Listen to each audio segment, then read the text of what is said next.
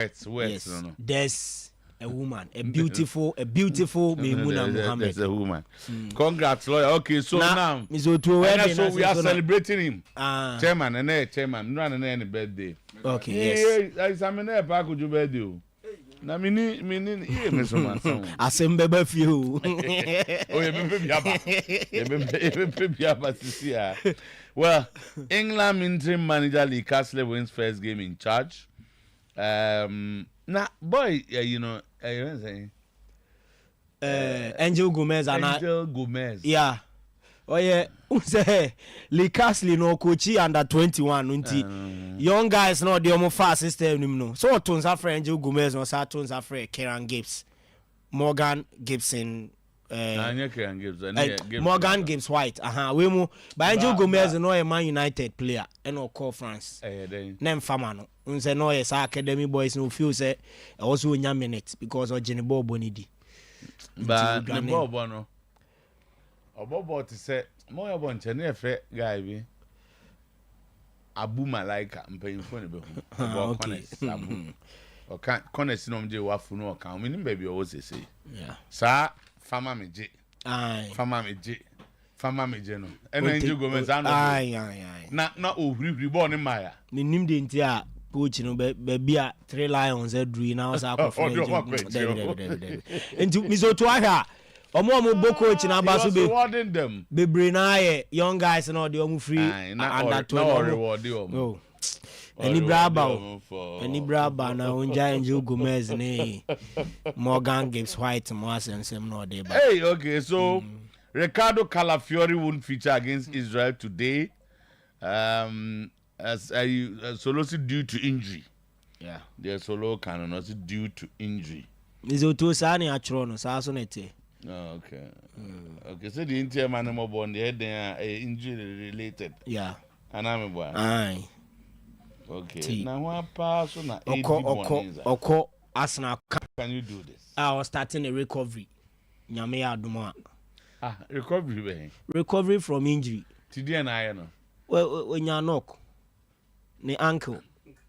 Then I got say go any say you. Oh, there be man can say. No, just finish with yes. But say omu who say we na gidi. Precautionary, just that person corner doctors papa and you change on no. Anyway, yeah. Okay, so Nicky Bass speaks about Erik ten Hag and has urged Manchester United to give him time. Zinedine Zidane explained why he won't join Manchester. Of course, there are stories about the US Open. Any idea? Zidane's won't continue UBI. Or say language barrier na manamba England. Also, to brofone there, but any brofo with him their coach or England. Into no. Zidan call Manchester United. There be or say on one case on can't train who does all be coach or England. Because of language. Yes. Or say brofona or teno. And yet they beat me a man a coach is successful because Nkomodieni is very key in coaching. Okay. Yeah. Okay. So Gabi Agbonlawon slams Chelsea for omitting Cole Palmer from the Europa Conference League squad. Yeah. Arsenal set to reject offers from rival clubs for Jorginho, despite midfielder signing fresh contract extension in May. So even I mean just Jorginho there no. Say unze say Mikel Merino buy no. Teams ni bi feel. Na Mr. Otuo who she show team will be a team no say the she no. Na say Jorginho the or number 6. Mikel Merino so almost 6. They say unze Mikel Merino no wait me abo row we and a party so aba. To almost feel say with party with Merino with Declan Rice grab it me abo 6. I deserve it. Barca some fan more. Debbie. Rodrigo say one also deserve a Ballon d'Or. So he's upset about the song. But a bagan as well. Hearts of Oak were beaten quite familiar recently. As he certainly be a share has been feed own and nine. First match they are beating. And right now confess some about Bono who be there. There are so many reports about the coverage. Coverage in the Saturday they mean you acquired it to honor, but my hair no 10 minutes. Mr. Otuo very bad. very bad. We are not befitting of a GPO standard. Very bad. Very bad. No replace. Saturday especially. No replace. No proper camera angles. No pre and post match conferences. Nothing. And there's some fact. And once there wasn't any occasion like that. Say there's a pre and post. There's a post match conference. I said the cameras will cover. And now what is a cause, but the cameras did not cover. Amaso. I said, sorry, you can't blame TV. There be say a Kajuma no. You'll be on your press conference. How can you cover it? Let me so to see a hebo abroaching and a hebo game na coaches bekasi you mokasa HL television and sakra no mako back door akwe. We are no mokasa. Yes, that is all mokasa. TV now so. Okay, for you yes that way. But the point is that Mr. to no data. Oh, unti so worry you come back over. If it's not covered. Okay. It just say and I can say it was not covered and I am baso. Man cover. So be a man ya better than TV na cover. Be am baso. That okay, so am baso into TV na cover. Mr. to no data. But now here no names of Timenya corner kicks and now throwing say substitution and cherry. And once say a display score we know anytime asa. Okay, so league matches and results. Media match say Samate's board draw. Asante Kotoko won, Hearts of Oak lost, and all the other results are the home command pay. And the Black Stars are also playing today and the Black Stars in Nigeria. Yeah. So they're in Temakwaba. So that we have to be a chairman birthday. Yes. Chief Akwaba Kanjin birthday. And there be none another birthday. No. Okay, now celebrating is saying. Say. What did you change Kruma phone? Yes, I see what sorry I no pano. Okay. Let me say we are yes small sit down be. We are after Baba and before Baba. Before Baba. And they want to sit down and buy. Sit down there.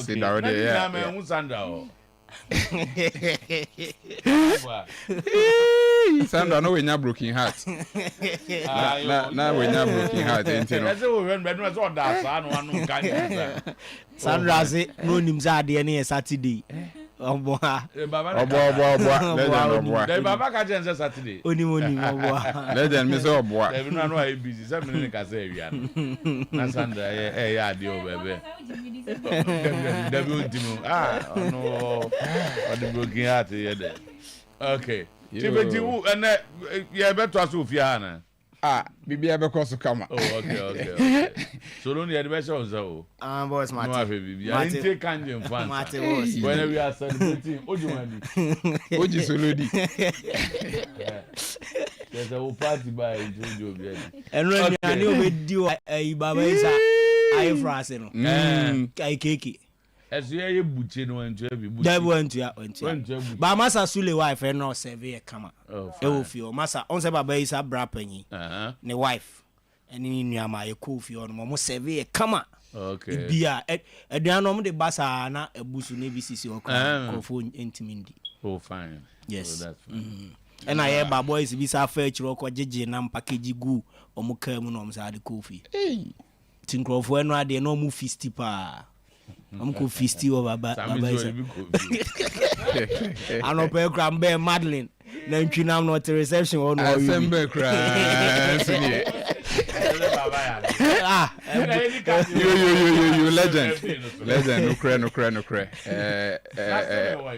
Steven Masman baby can cry. Okay. And rather solo who you fepa solo near you born again. I'm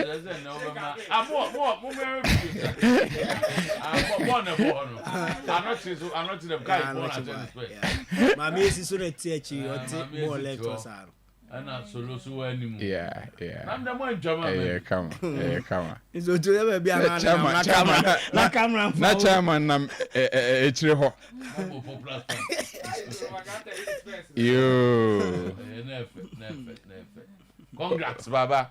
Papa mate yeda say anope de ye chia etiefo ne ahwefo legend last week Friday so for be frame me na so for ne frame na nkomo ano ni medi no na ano ye hye nokra nyame nim ene bre no galamsey no asese nsuo no enti because of galamsey no ama yensuo no aye very very polluted na chemicals are yede treating nsuo even the chemicals that are used in galamsey no ama nsuo no ho atochi mind therefore nipa enum sansuo yi no na twen ohaw ne ayare bebre e de abrel enebre no inshiranka nyame se yede kangen energetic drinking water the only alkaline drinking water in Ghana currently adenti na ye kasa nsuo ewo mu ahodo and dia ema hu se nsuo egu mu ahodo ne se ukra pH tester na pH indicator utumi hu se yes this water is different from this anope mi be nsuo a meme num nie mi nsuo no edin ne kangen energetic drinking water kangen anope mabobia meti high kra no anana me sepe me pese ya test pH level with the pH indicator into one any TV so no mombo modiana montwem ba in Facebook na mo hwede ayeye no enti me test sansui ka krebi with the pH tester Sandra so be test the other water na ya hwede the difference ne ema who said this is the only alkaline based water enti Sandra ehwie ne de me medical ehwie me de me try Sandra good. First and foremost ya pese ya di pH tester Sandra we hwie bebre enti ma me so me mfa kakra nka ho. Good. First and foremost, here has a pH and a dodo saying. Mimi die made the pH indicator 1, 2 SO1. Solo, uhu kala out muse a violet, purple. Born again, test. Me no. Fidie new ones be a yensaka na say the just 8.5 and above violet sano. Straight from the machine. They said their womb here was studio ha.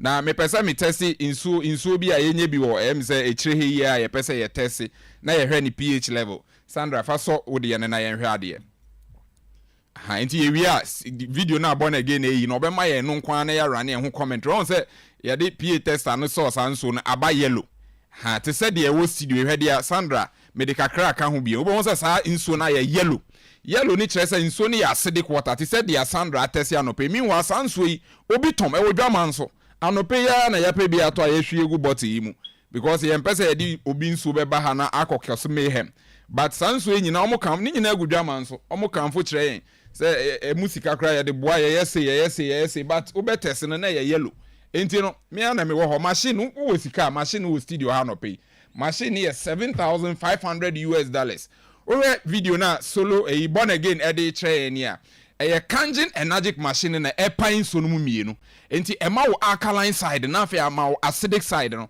alkaline side na aba purple 8.5 pH we kra nye 9 enye 10 na koye high 8.5 pH and ema wo purple color meanwhile the other side na ye acidic na ye the pH tester ni so enti so no machine no epan so no mu mienu abrekra ema wo alkaline water for drinking no na ema wo acidic water for the skin treatment or disease bia concerning onipedua na honama sa acidic water na atesti yellow ye the pH tester ne kan ye no ene na ye de dware or pimples dark spots ewo wenim acidic water no o sprinkle then you let dry o ko dware a wenya kakra o dware we o de kakra fa weni so e masa dark spots ni nyina acne obi se minan atukuro ni nyina onya acidic water ne de wonan eremu a sa acidic water ne treat wonan ne kama enti legend na me kan about your machines bia na say yen saka na machines na na born again dia to TV no so no machine no so new and powerful say so no 8.5 no above violet enye blue mpo 8.5 pH no enti o hwa me na me testing so no me no o hwa me nsa me de testing so no right from the machine one say above violet is a studio first na test here blue but say it is another level altogether meaning that there is no way you can drink this water acidity would remain in your system because in so nebekwa flash efrinipedua no. So this is one good message about kangen energetic drinking water. Yeah, but we are not just bringing you any kind of drinking water, but you can say also sohwe. Why are we doing the demonstration? And but there is no backing power to claim say sanswe etumi yes. Last week Friday me TV echi na me hu say oh yeah AI research ubisa solo bisa siasia bisa obenum so mumbie AI and I think say Harry Crown e kan ye the beauty of kangen water ni say enye nkrofo na hye kokwa mu baby na mo wiase afa na nyina no the kangen brand is taking over nipa no nom ye na dance die no Friday so for ne frame no o say oye AG Assemblies of God sofo Now okona down for so for or serving just a bottle to say just one bottle of Kangen energy drinking water. Legend ofri wa oba no na fe was stop wo kwem na wa jinso once twice thrice or jinso na jinso no ye yellowish white formerly or jinso na ye red and addition ho sa before God and man. I'm another of the Church of Pentecost. I won't lie to you. Odu fiena no who said no, this change is from the water. Oko honey he didn't eat, it was only water. And odi inswenechi. And to God be the glory. Ne discomfort in his stomach ne jinso aye red ni and say bibia be dedi. Or friend also yemfa remami. Me and media dance here. So I recorded it. And I'm saying this to the glory of the Lord. Say, one enum kanji na everybody who drinks kanji obi wo ho a onuma legend or feel discomfort kakra dia mechanic say toaso. Who feel discomfort, it is the healing effect. In swono, and yes, a drew, but because a alkaline, e kwa balance with blood, no. Now blood why so by all means, unume drokra, unya symptoms be obinso wa, nebia ni kama, on carbonated drinks, sa energy drinks you on fire on she cigar. Last week obi sending me video be 3 minutes. Legend is about a sausage and any parent also a doctor. You also mean to me can say enkowi sausage. But niema ye di ye nie. Enti me de ma carry so wo beto hu for na me se me so me pick sa message no. Niema ye di ye sausage no. Niema there be me make so betumi awempo. I'm not condemning. It's good. You can take it say aduane. Na mom udi wi a be Kangen. Kangen so that the Kangen will flush it from your system. Oh sorry anopa udware. When you make udware. Hot water is cleansing your system. We now galam saying so there was say system no cry. And this is why we have many kidney challenges, liver challenges, organ challenges. They are too many. They are too many. Make us on Prebransa and Sandra Bebemono. Yeah, one major distributor or the better 50,000 a free Techiman. Is it Techiman? Yeah, I think Techiman. Into your non-so mepe say a bit throw more light. Okay. Obi wa haine na da so no. Into no a very good location. Also person we a major distributor and our sole distributor our friend also Kangen in so no matenka a boy crow take advantage of it now. Yes. We are the fast and then money lucrative. Oche na afi de many people are on board person we are afi na otwetwe. And from 20,000 30,000 bra ye no be di nkomo. So we need some amount now 2,000 Ghana cedis so a and also ye be ma. Make us say ya feed the new ones be aba ma replace the old ones no. And make us a legend and say be America e dey ahwa but others I work currently every 2,000. Wow. We are struggling to supply the orders. And this is because of the platform. You have a very big platform. And the word of mouth, the testimony amount for Edifa, it is going rapidly. Your numbers 0241 44 MG7. That's it. Gas injury. Okay, legend. What's say on Besse over Babe testy PHB or say we've already accepted your order.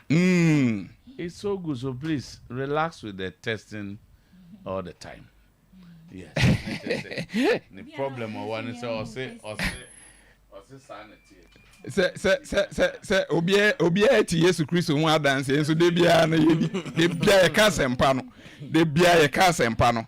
De bia ye ka sempa no. Aha enti no Sandra numbers ni 0241 44 9191 0241 44 9191 anope ya frɛ o frɛ ya ye no be di nkomo o pese o ye distributor ye no be twitwi nkomo kama Sandra remove. Okay Sandra ye ni udi apomode ho enkomo ne dodo na director e di atujan Sure. And I say be kwa asem no mo ka be kwa die di o. So. Yo mo ka fa ho no ya be die di se na. We are broken heart. Aha, iti ene you know say o pese wotena se wapomuden mu a eye wow decision. Se ne niema esi kro. Ade ba ko a eye edi akotene pa wo ye dada setenem eye apomuden. Se woni apomuden a wontimi sori enko emba.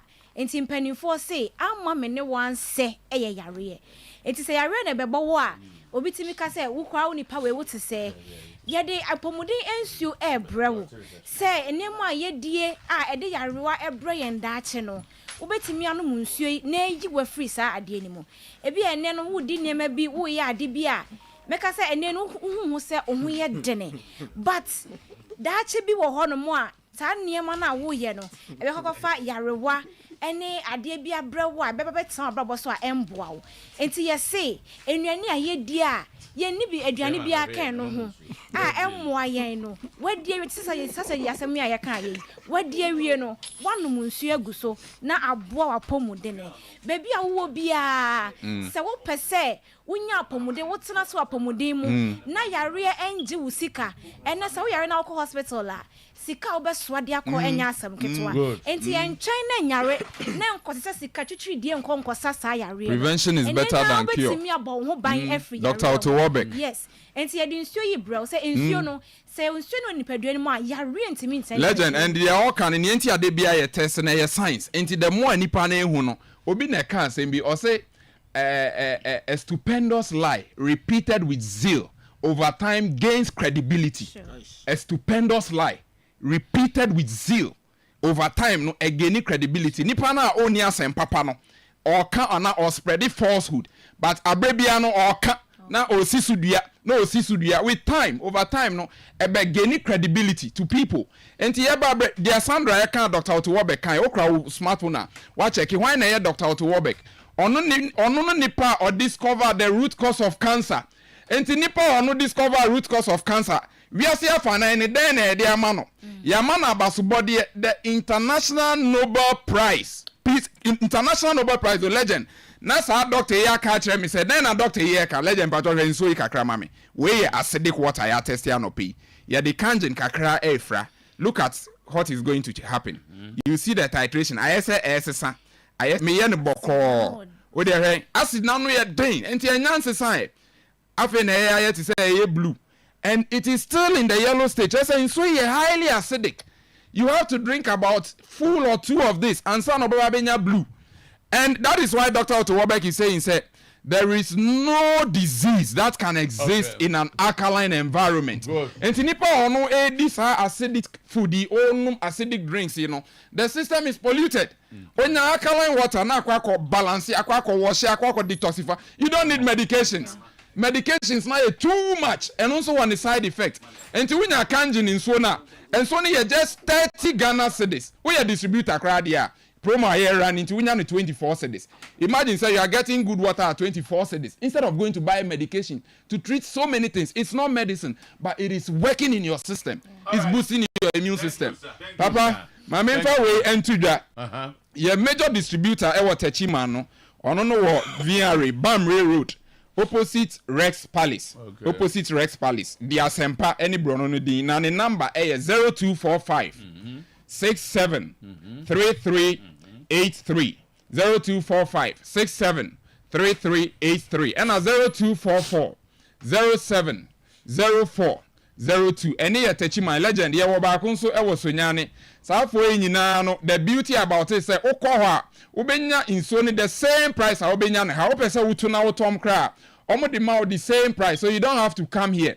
Akim order 0244 950 522 Akim order 0244 950 522 Mankesim major distributor 0244 92 6618 numbers no good Steven so 0244 92 6618 Bonre 0541 63 8706 0541 63 8706 Agric Acheampong anamobone saying Acheampong me da say 0544 340961 0544 340961 Bon Rabium 0209227225. So we have both of distributors. Thank this is so hot. Time will allow us. Time will permit us. Now, legend, Mr. Machine $7,500. Obi wusika no pay no ohie bia to am the man $7,000. $7,000 never be installed. It lasts 40 years, 35 to 4. You can do the research on the internet. O connect here. We na acidic water with the dairy. na treat skin diseases no na wo num alkaline water $7,000 wo ebusu ebi so amanone na obeto wo ho a eba be install ya ma na we tue kama nyame nshra Sandra yes you are fine. Your numbers no legend your office numbers no Sandra bo numbers What's your numbers in 0241 449191 and I am MTN 050 737 9474. It is our friend now being 0241 449191. All right. Sandra ni birthday boy, Edamasi. Yes, we are that. See, I'm for standby. I'm so more ready. The embassy was. Oh, we be able to come. Na ebi ji on ni endra. Okay. Sami de on your account. Oji ni pa on ni ama. So ni ama sami ye endra no. Boss e den na me hu me ba. Me ti ase amba e se director ko. Hey. Because be say be we no. That's enough for one thing ama baba. Okay, enti ye kwa manone ene Ejuada marvelous Monday morning now.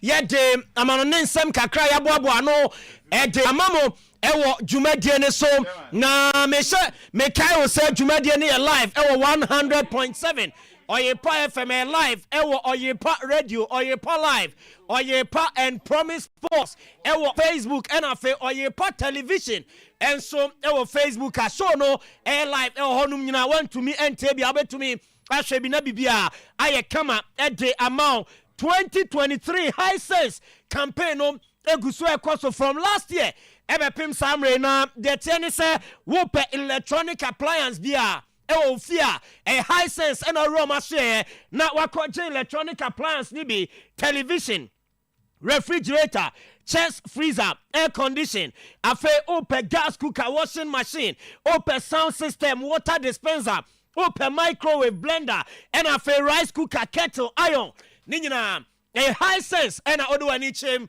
ewo omo afye de tienie showrooms no womato apete ewo Accra Tema Kumase Takrade Takwa Mankesim Obuase Sunyani Techiman Tamale Hohoi and afa Koforidia Okoha ubenya bi ato na bibia aye kama enso etumi ete ama offer high sense for ewo 0302 55 0000 0302 55 0000 afe Dawood Herbal Hospital enso efrefa no pay esefa oyade nyina broma so na omboa entu ase emfa emao hypertension, stomach ulcer, diabetes, stroke, low sperm count. When you know ya dia edini pediani nya opese utu ase edi free wa Dawood Herbal Hospital ena omobua no masasa nya do nyina edi ama enye no nko hepatitis B. Afei, syphilis, infertility, prostate cancer, waist pain, sexual weakness, and fibroid. Dawood Herbal Hospital. Etuase ediama ejiso krapa old Metro FM building mu Dawood. Ewo ho na afei odo ani chrem ewo seria sanyensoa. Also Dawood Herbal Hospital. Womo ewo ho no mo bro na yade bi edunya edini pediani nya womo yi ede free ho ede amount 0244 886 437 and 0201 681 717 and all numbers are friend now only Dr. Dawood Edin Komo afe Boshaba Electricals in Kenya Papa Fie and afe ope original certified cables are Boshaba and I do any chair Kenya Bia Ope Bia or Mobi Ope wall light Ope garden light Ope bedside lamp Ope sport light Ope chandelier corner light Ope gate light Ope ceiling light Nina Obi ewo na so ya obo na wanya bi wudi kwesiesi ofia eho teyiro eho eyefepa Bosheba Electricals and American for ediamount afa cables no say energy commission womo edi abase enye cable bia na betimi ato edi aye house wire and every say cables ni bi wo ho a odi du juma ofia ejam etimi tom ententem ento omo de omo certifier womo kachem Ghana manyina ese omuntobi eno ena Bosheba Electrical Sakofaba where original certified cables ena yeton ewo yasue bra nebejibi Edum PZ yani KH market edin hwanimu Bosheba building ewo prison run about Bosheba Electrical so ha ena fe antiata ko for dynamo ewo pizza te honso okwa ubehu bosheba electrical 0322030 838 0322030 838 and 0536 095 966 0536 095 966 ye gyina so na ya hyensem na se edi amamodia ene ewo AFCON 2025 qualifiers a etodwa games ahodo ena eba so na mirema say na games ne te ewo AFCON 2025 qualifiers a eba so ne Burundi ebo Senegal 1 p.m.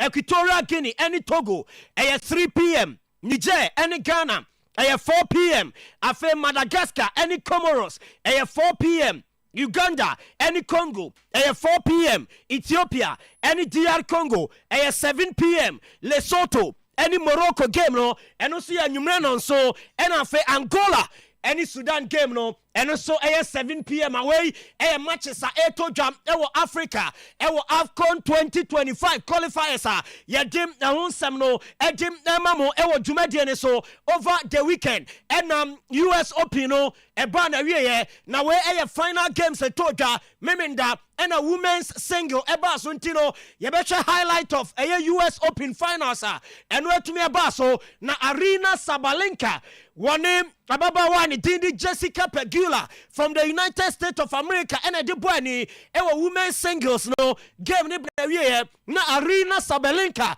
wata 2 set 7-5 original so team US Open no at the SC ne nice away at the third Grand Slam Arena Sabalenka watch at the SC ne nice so ewa ho Uram our memana from Sua Zanik Sina World number 1 one also actually Taylor Fritz a can set 6-3 6-4 7-5 on man no about your men singles no and also Yeramu Ewo and Arena Sabalenka and the new US Open champion and a Abrantia a friend of Zanik Sina one also a memani dear Edim SC ne so and Tiafi will remo a Grand Slam 4 Australian Yannick Sinner energy afe French Open Carlos Alcaraz Wimbledon according to Carlos Alcaraz and a US Open echo Yannick Sinner and team Rantemienu and aje Grand Slams afia boni nyina esi omo so Carlos Alcaraz from Spain waje mienu and afe Yannick Sinner Italian one also ajimieno esi ne nine so now after games etoja Australian Open finals no Arena Sabalenka wakasa no you very emotional was say after say Olusi ne papa no okache no say ni go and he say obebo ne homodin wa 10 say de be ya ba bi obedru bia no ye boni din a ye be boni papa din e dey account to a very proud and say waje Australian Open no e dey esi ne nine so. After I lost my father, it's always been my goal to put our family name in the history of tennis, and every time I see my name on that trophy, I'm so proud of myself. I'm proud of my family. They never gave up on my dream, and that they were doing everything they could to keep me going, and so I had this opportunity in life, so it really means a lot. And yeah, it's been always my dream, and I still kind of like cannot believe that I was able to achieve, like me with my team, we were able to achieve so much already. Eno semo ababa wani dindi Arena Sabalenka edi tu dwana Yannick Sinner enso jemema dieno edi sinina so Yannick Sinner say over the past few months we got through a lot ni nyina ne say ofeli 2 drug test and san aye clear na later oba abeje Australian Open no esai abeje US Open edem esi ne nine so see nani age ese watumi age Australia away no US Open ede esi ne nine so. Me and my team and the people who are close to me, they know what I've been through in the last months. It was not only 1 week before the tournament, it was months. And in this moment, as I said before, I always try to close myself with people and understand also what happened, and then trying to accept it in a certain way, and when the work starts, I try to enjoy. Obviously, it was very difficult for me to enjoy in certain moments. Also, how I behaved or how I walked on the court in certain tournaments before, it was not the same as I used to be. So whoever knows me better, they know that something was wrong. But during this tournament, slowly I restarted to feel a little bit more how I am as a person. Doesn't really matter how or what the result was. So this tournament for sure helped me a little bit.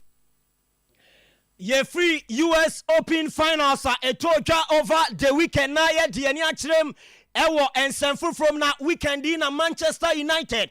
One more legends, any Celtic legends, Ekoboye, where a charity foundation gamer, na game no. Eba na we na Man United legends no Acheampong Celtic woma shemu enum ewo ho na game ne ba na we ye na Man United legends ni bi ekasa for the current state of Manchester United na Nicky Butt na ye bopri no na ye busa Nicky Butt ensembei na owokam for the current state of Manchester United coach and the Erik ten Hag ontena anaso anko na Nicky Butt di tudwa esem nanke wosem Samanimo and Omupamu coach in Emomanatana Abedu Samredia was some penny for Etimidio full support Edema Erik ten Hag. Now Otimituaso Aya Jumadimo was a Sabredi Opamu ten Haga and you're dear solving Man United. Yeah, it's been a long time, and I think obviously any big Man United fan aligned if they think they're going to challenge for the Premier League this year, they're not, and the managers put a squad together that's going to have to get together a long time, and I think obviously any big Man United fan aligned if they think they're going to challenge for the Premier League this year, they're not, and the managers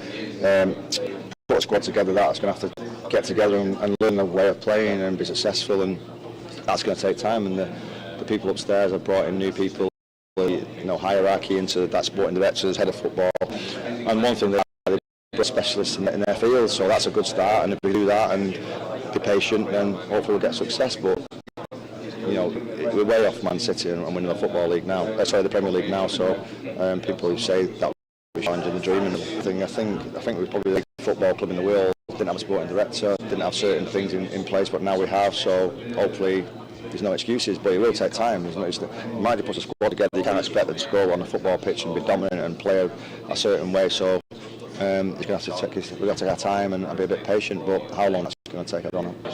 Well, I think him an extension and they kept him on, they've got to give him time, otherwise get rid of him in the summer. It's madness to get rid of him in November, December, January, because unless they've got waiting, which obviously they haven't.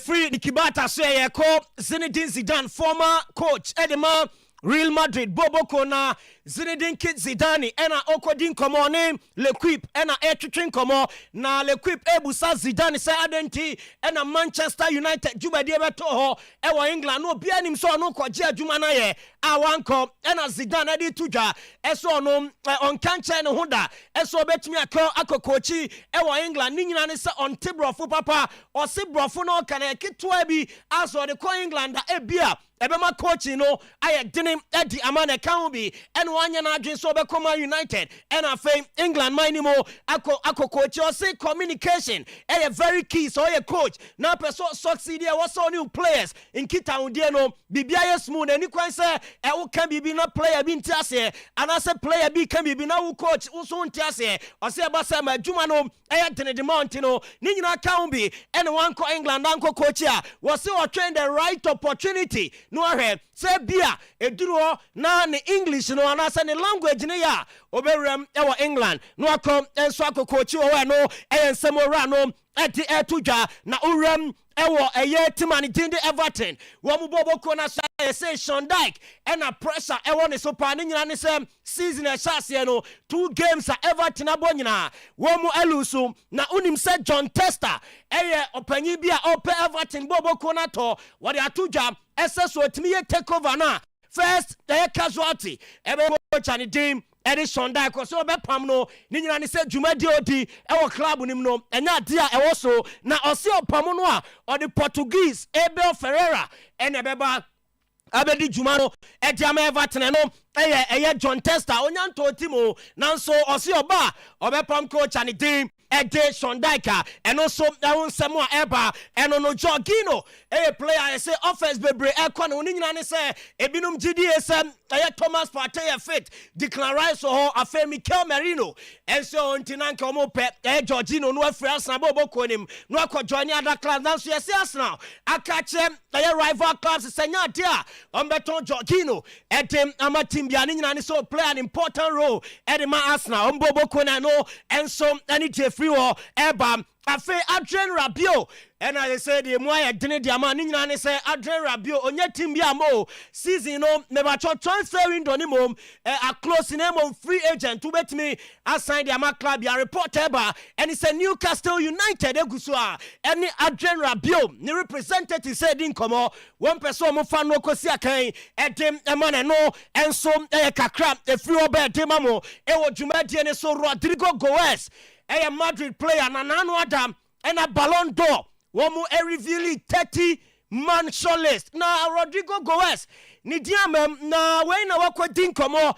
e dia fa Ballon d'Or ne ho si no ye very upset wa bra list ne ba ya na ni din kan oni nyina ne sem o GDS o deserve a place in the Ballon d'Or list na ose do baby a on blame mpanyim for ni nyina ne sem Madrid ankasa kra no ye nsheda man position man mo ye say and double 9 ni obeshem double 11 ni obeshem double 7 ni obeshem into no ankasa no o se ne versatility no edu time bia e ha ne pan mom so dedicated positioner yes Rodrigo debia ha na ogina e bia enka onyale sinimum Ryan Emom was say or deserve a place in the Ballon d'Or list and penny for Edim Ebabontia Rodrigo and Samuel Wadi Tuja and ono Enzo Maresca a Chelsea manager and Wadi Tuja say the Omanya Sancho and what Chelsea no same the style of play the best city Chelsea on England say no here player be a 1v1 Obe to me, I take you on players. No, see Sancho.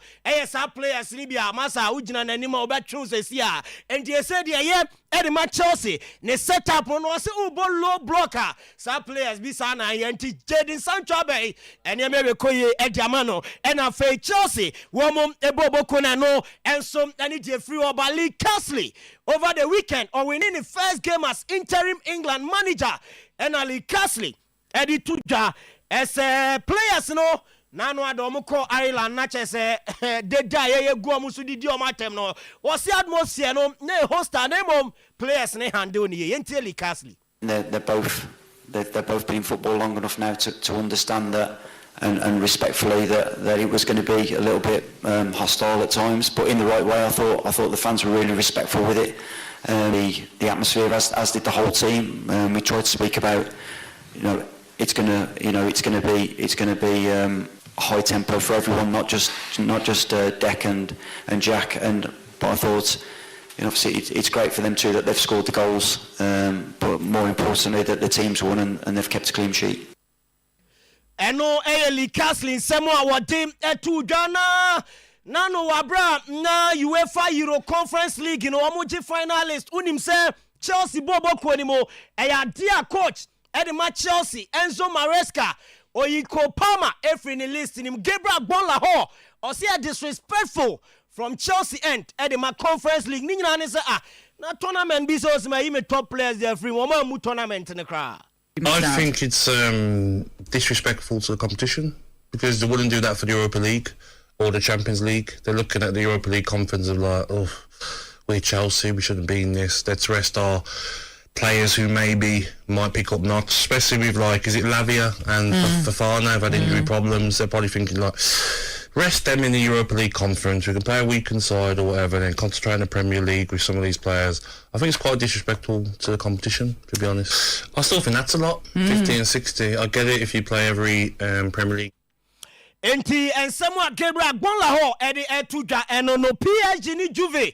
Yes, say almost express interest. Ewo Mohamed Salamua and also a reporter Ebano per Ricardo Calafiori and Arsenal player no Israel game omni Italy bo omobi wa Arsenal camp okwo ne recovery no ase ye dia mano ne nsem no esie na no pay ewo dwumadi ne so 100.7 Oyerepa FM live ewo Oyerepa television.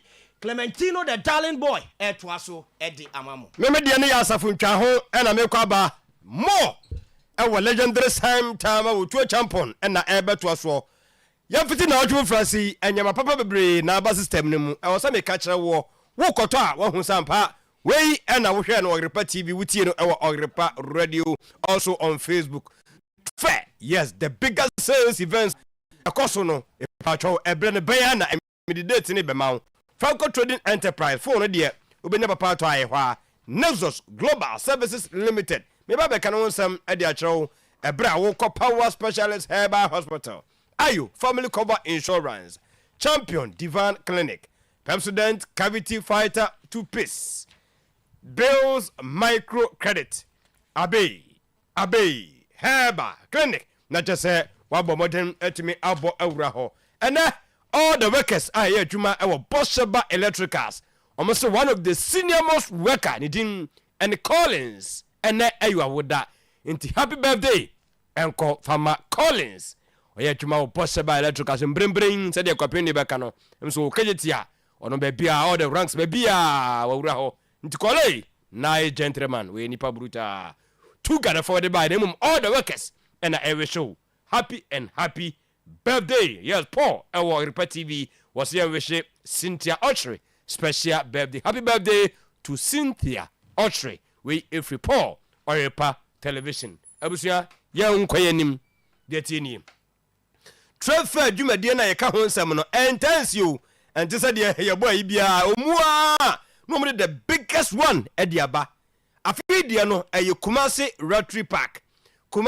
Rotary Park and dwumadie no e betodwa 19th of September 23rd na chese ye wie nafo na ye ba miensa 99 pe intimi de number no to ho a no register entamo de frɛ na tie nkomo no bedie no sansa konya wei intense wu konya advantageous position do nyama kosia wutimu say yes ebow ema business ne kama nti wo de na wo to biane be na wo ye business ben na wo ye ko kakra bia wutu aye no wonya ba bia tena ni pimpim ne fe wiase na fa na nyina eba on the 19th to 23rd number na hia me so some de ma wo 0597 42 3304 0597 42 3304 0502 500632. Not just say yes, we know you're the biggest bazaar. Kumasi Trade Fair, Rotary Park on the 19th to September 23rd. To Franco on the day, we say Franco for now both space war. No phone, no Nokia noa. Mu yusu ya chamu gusu yusu. Samsung, iPhones no.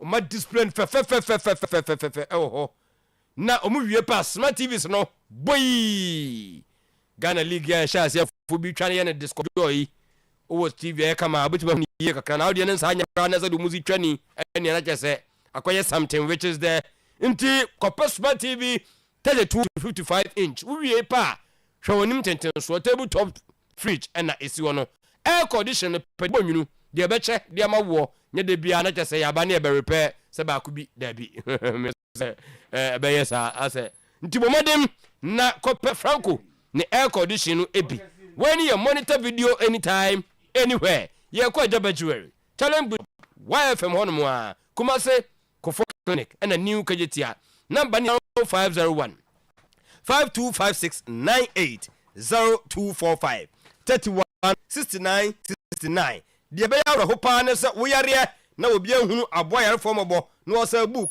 ya ya papa enu nti all the surgery osanka akoye wo bi maso no so person wura tech mem na akoye a Nexus Global Services abawura ho eye over 100 top hospitals and omuno edidwuma doctors no ma be na chese wo ye osra emfa mfonso bia emfa emma enu nti mu a type of cancers na mo person koye ho surgery no omu na be hye nyina no ko back and knee pain kidney or liver transplants omu na do ebeko weight loss surgery na de keka ho nyina no okwa visa assistance ambulance services accommodation what we cry no the tourism kakra dia hwim dia ma so say ahotonet maba no the free consultation so e dia kan ho ye nyina ye Chris Food Hospital Dome Paraku ye number no na obi ankobu omo na do boko na fei wakọ se basum dwole 0539 65 9259 ye ko Lake Bosumtwi Road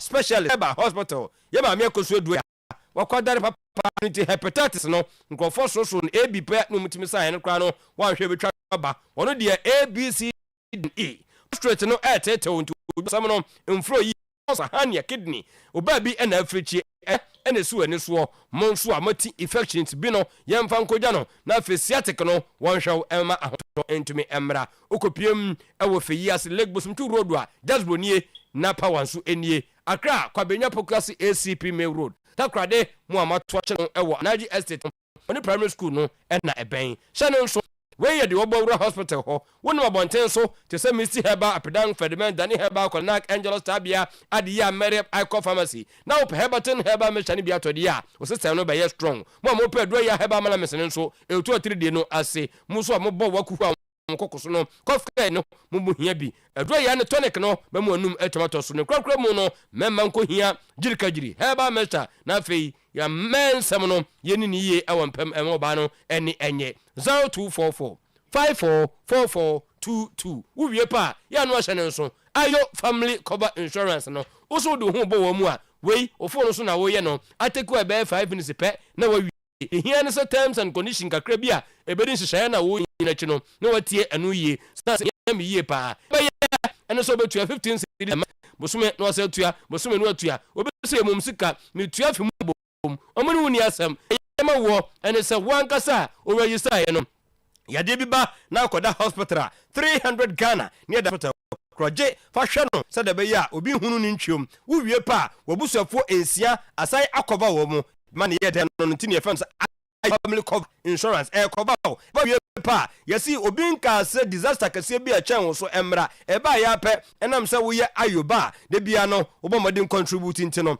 eno so 15,000 Ghana na no so ye di amount je twetwa ho obi anko hu ne asie umpewe na apede nti se ye obi a woda kra na ahye ya we unya bi a betimi di bia han dan etimi di bia totonyema kakra e de agum de obeye ne so phone no o dial star 296 hash star 296 hash now just o sign in no now terms and conditions kitwa bia edi atire eba anya atumi aye kama afei tienie na me abei ha clinic ne ho asam eba enchero de tiene se obomodin ewura tanaso apatapa new side junction a hon mu a yade ne de ogoso esa pressure ulcer sans na diabetes yes hepatitis B no typhoid melon waba wano ache hania no wo de ne omodin na about 4 yade de hu stroke na ma wo se pocha cha pako na yanka entu etum se ene sikla eduro ni hono abei ewo ho aduro sanso na etwere se de wotransi de biara da Ghana for ya me de hye no enka dem yade mepie ne akohwe etwere no amo mo so wie abofra kasa ne nante anya pako abei Heba clinic ene day wa hye no dwumadi ase obeya kosi efida de biara da no no nso kosi nunum wotana so apata junction nam kwa so de yade ne kwei frɛ no ka 0243 345 392 0506 460 208 ye wani animwo enu ntie free hunu Pepsodent ene de omudi ya friend Pepsodent cavity fighter toothpaste fatitro sen anopa ne anwumre woni abusua no mo se pai fita eyi nkonkone no e de afiri no mo anumka no nso sabe mantu kasa go bi so a woni problem ni nyina ne se e pro fluoride macro calcium ingredients ano no de frafrade ye enti na ho de no e times 10 stronger bomodem so be free to line no na nyama akoyi wo wie ne sa e bills micro credit Ghana card na wo ye no mfa so abenya free so e wo maso ye ne se bowura o maso ye mebi atwamu a nka wo kopesu na bosia e de kwota odwumadem bosia de kwota mofrei school fees bra ye bi school ya kebeka cho se da bi you so konyo obi besia wo a wo kofa ofie ho nkrata sam de ba ene de Ghana card no ene na wo hia ya bosia ne so 1,500 upwards na kese ko nanim momadem so be ko na film omma abosia e wo internet so da obi fa chire e fra so me na me wa no yenye se ya cho wo pew na asiso me ka sam dei e momadem na frɛ number 10 and konikra e de 3 03002 200 0596 920833. The boss player de bano a champion divine can go and sapemebo some sound ya na nkwa tutumrika usika meji no memfa mensanka brana beje nya dia betuma kosan say ya na ebeko infertility fibroid we hu asem ka ovarian cyst or say money back guarantee typhoid hepatitis asthma oba na himfie honyama nkoye no dia na fuamiensa pe pimpo no ama weekend aye no wan kosan say aye wanim disconjoy momodin ko honom HIV sexual weakness pass ye de ko honom stroke no wasi mfa ho ne den say de sitie aye na fua ennan pe no awie hu asem ka sciatic wo kono no wachinchim sasabe bidie ka na nso mra no no watena ne ye instant na chese wawie ye konkran tantra hill snip flat kuma se die denyame after Mecklin 0548 59 39 68 0244 230 535 was still only Jesus can make you champion na chese wawie nti anadwadai the boss player edimi besie no aha se nyama nyina no ebetumi akoso ye na afei show no ato aso de ama wo de ne se on Facebook obegu so ahwe ne san se ye wo mo na de ma wo bra Ghana League no etumi afiti asenti bona ge akogya akwansere de eye Dr. Ike Donko ene ewa woda happy birthday to Dr. Ike Donko, boss player. Odaroma FSC wa ha. Beneza kurachi. Dr. Ike. Dr. Ike. Na mumunim Dr. Ike boy. Bona media mention asme na nim na meeting da. Say no why you hu. Baby all the enti am say mo hu. Ayi. Let's one. Dr. Ike na. Me ne konna. Ekran na no.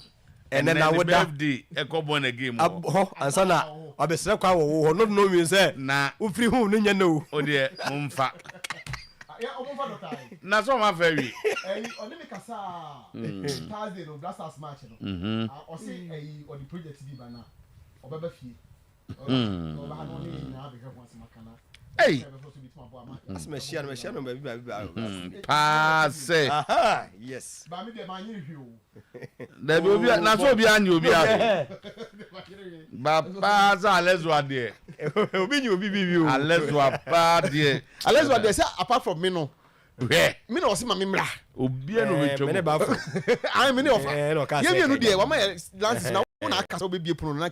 Obi baba de no so aka ye. Sisi aka me ni na say. Let's good morning. God see you for everything. Boys, boys,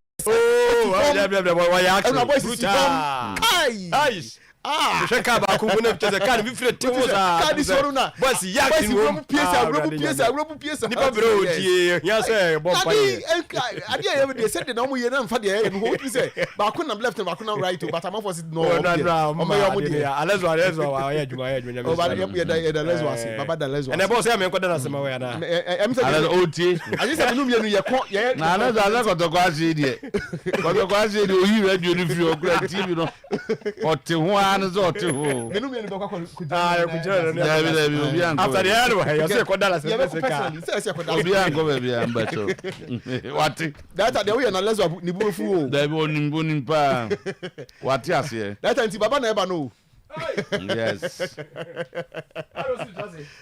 masa waso na yire sa wo nya mutre sana skagu for ma otiti na am for the skagu so baba ntiti aso na wo pa he kai the lawyer himself kai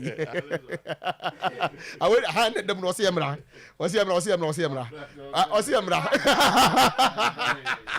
oh tie be ku ni ko tama and then my own papa Kojo Otuo-Acheampong boada and you go run a picture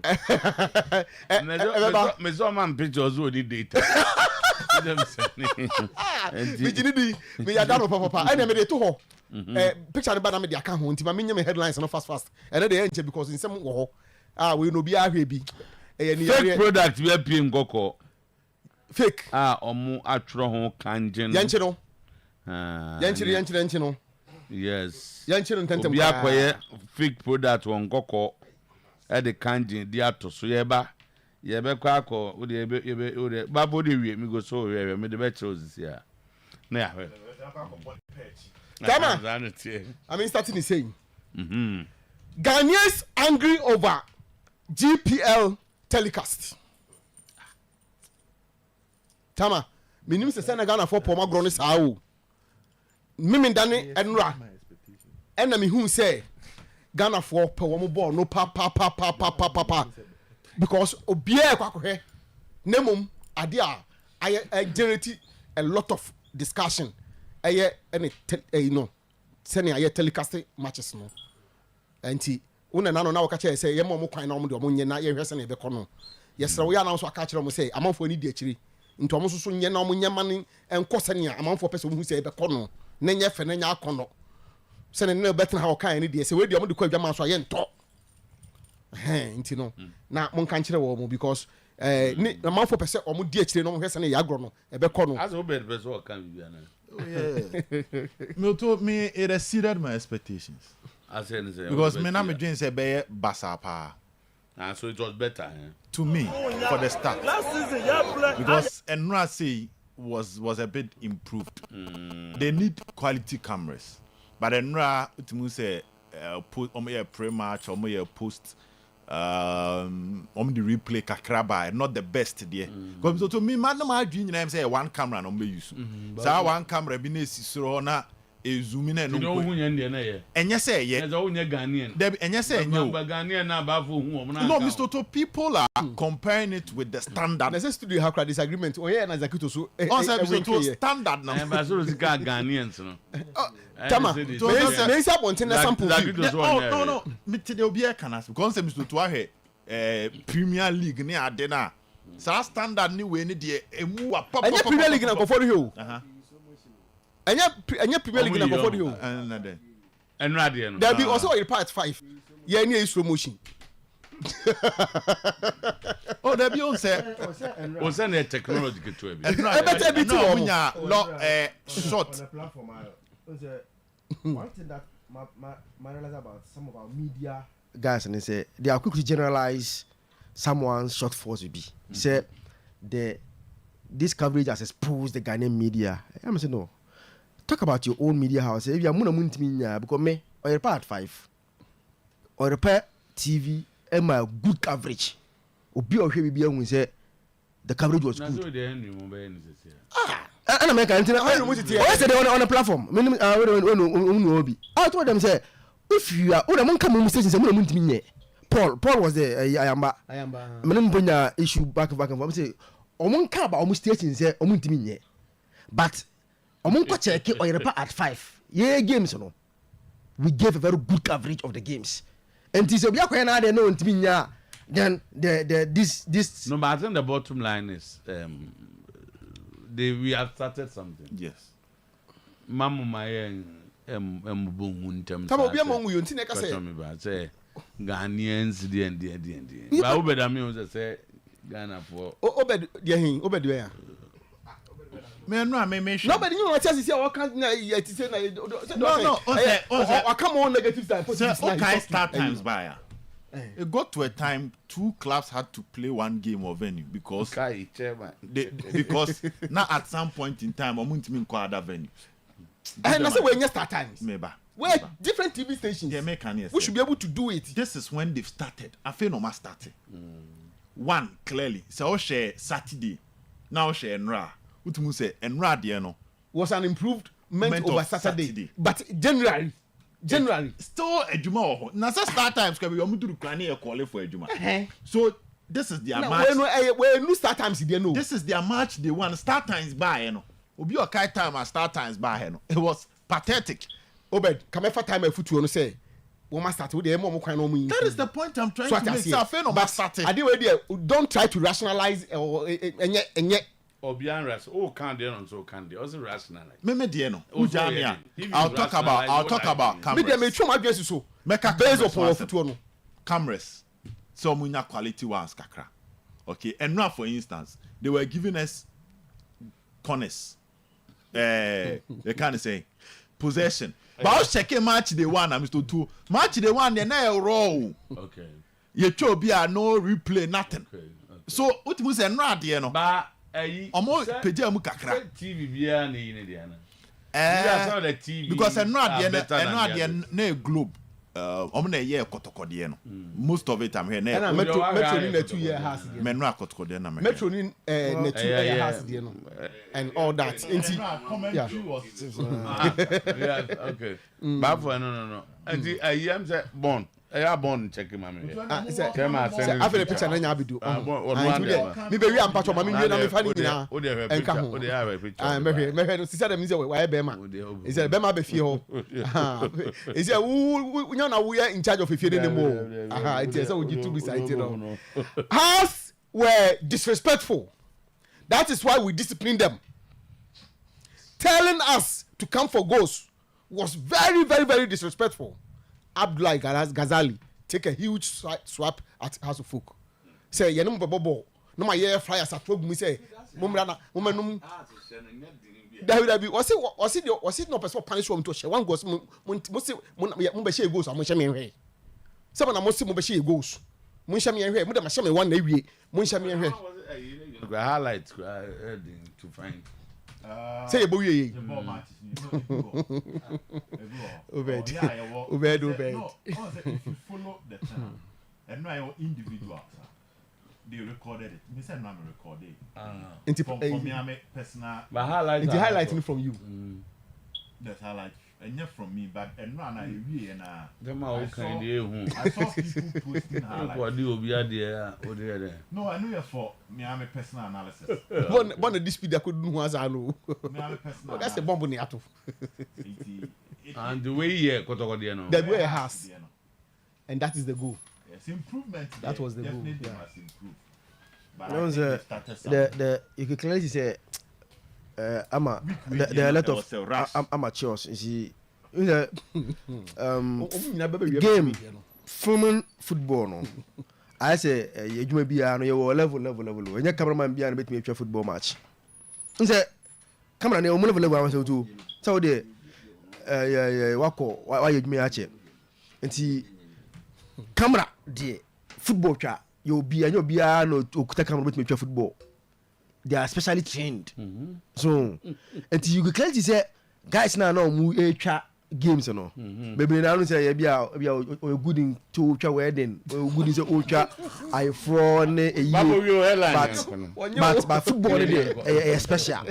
So, you know, the Obana. But I think say we all need to take it easy on them. Now, you have as because you see, at least.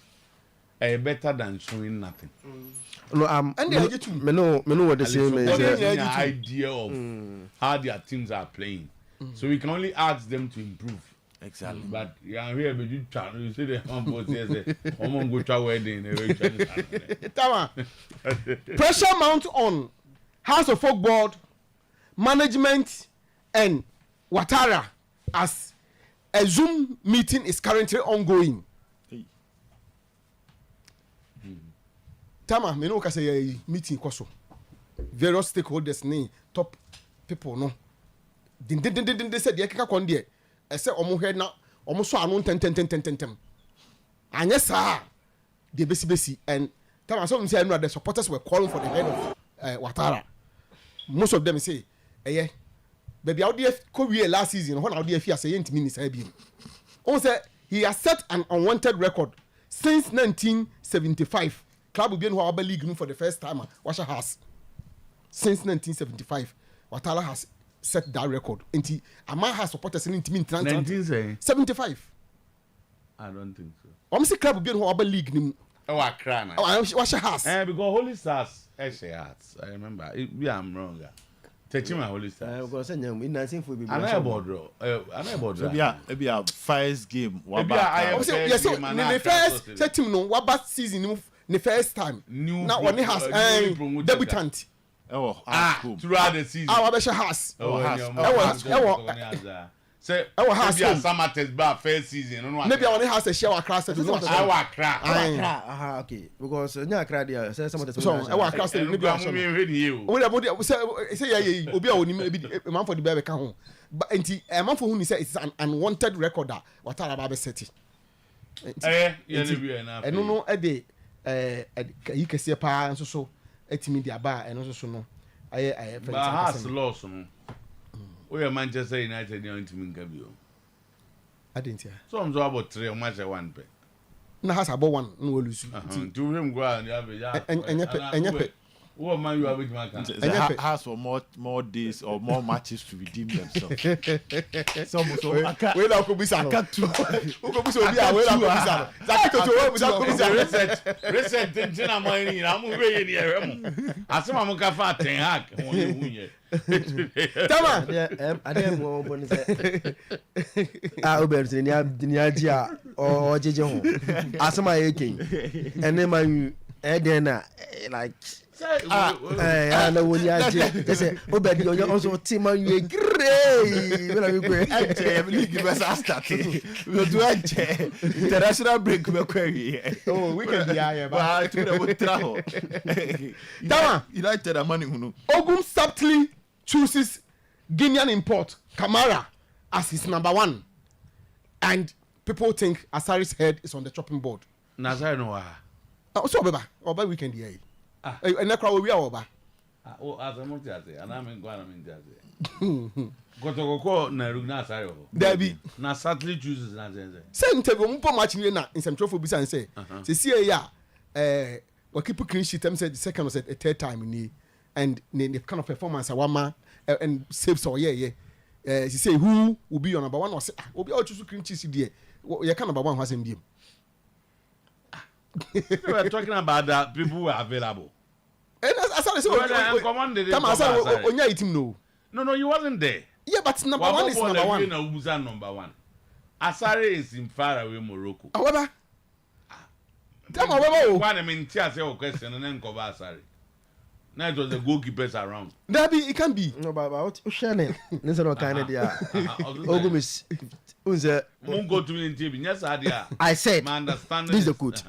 I said there was not going to be a problem in the absence of Asare because we have Kamara, who is good and the safest pair of hands you can think of. What? And he showed it throughout the game. If Asare comes, we all know he's a national team goalkeeper. The 3 of them will keep working on the match day, and one we think will suit the game, we just put in him there. I don't know. There are subsequent story now. The same story I'm reading. No. The same story I'm reading. No. Oh, Tama. No, Mr. Zaki said, so reading call down. There are other aspects of the moon reading. If you put together, don't know, but based on what he read, Zaki, if you could go back or see, the moon in Nadia, what I say, Asai is a national team goalkeeper. Or bad, the 3 of them will work towards a match day. You're at the end of it. And then almost maybe you have for my Zaka new clean sheet aspect. Are we not being fair to those who are listening and watching? Maybe you have a break. No, there won't be it's the same story. Baby. We are commenting on what he read to us. And I'm saying Bibi or Emma. And I'm saying come see man down kakranka ho. Oh down. There me then if you stop. Oh look. Now we be actual. Say based on what Ogum says. Mr. Mama go fast him biam. Sa na de kakra sa. Ozini pa mi ensan be adwuma. Tama na say your number 1 say your number 1. I think the headline is that they say only number 1. That honor. But that many dangerous. I think say this is dangerous. Ba for headline no. Ngo capture ni yie panka because no see that be mpacho say na person head na no Kamara as number 1 Mr. ya problem where he sub baby because sadly as in I've listened to the argument because obi am say Asare is a number 1 but for Oko Morocco no and no match one beda enti you bisa the question na it should have been bold like other coaches bold because this is my number 1 but only baby I quite go now boy and die no he faces a competition. Yes, and you know a man looking home I can't just stick my hand and my hand and say where number 1 one of them say there is another Asare may be facing the fate of the other. Never said that Kamara is his number 1 on kind the one kind of sir Tama only whether sat mekwa be kika aka ni nyina aka ho akere and your bam money. He hasn't said that. Okay. We will be born in Nasa. But I am kind of cranky a man for name. What's about for where Ogumnia? But if we must have already as some got to so. Or say, Obitra and China was Shadi and Pacron. Me, I know more money on. One more money on. That's how I'm Sakito make me before from the because Akito can say coach and said the three of them will work. So he doesn't have a number one. But they always say we're choosing the number. Then he continued to talk about the clean sheet and we're keeping the account. My brother. Okay, yeah, that's it. Black Stars are make or break today. And now I'm in the J. Omo and Sha Asamaba. Omo share the idea not just say omo redeem omo. And you know, Papa Kojo bury my brother. Papa no nya bury ma. Sorry, me come the be man kwaka. Papa Kojo yes, that's my boy. That's my boy. That's my boy. Papa Otuo-Acheampong, yes. I got that for chain and that's style, pa. He's a strong supporter of Manchester. Hey. Yeah. Son, boys are about on baby. Nana worry. Tepa. And then Osina down for Pano, Tamana more Fox no. Now Osina Ohana dream papa. And he born Nana worry. And then Nana so a birthday in Conyo. Nana nie. Nana worry. Na I say boys lunch wafa. Hey. The revenue source in your Nana worry na. No, like one. And the honor exact amount no good.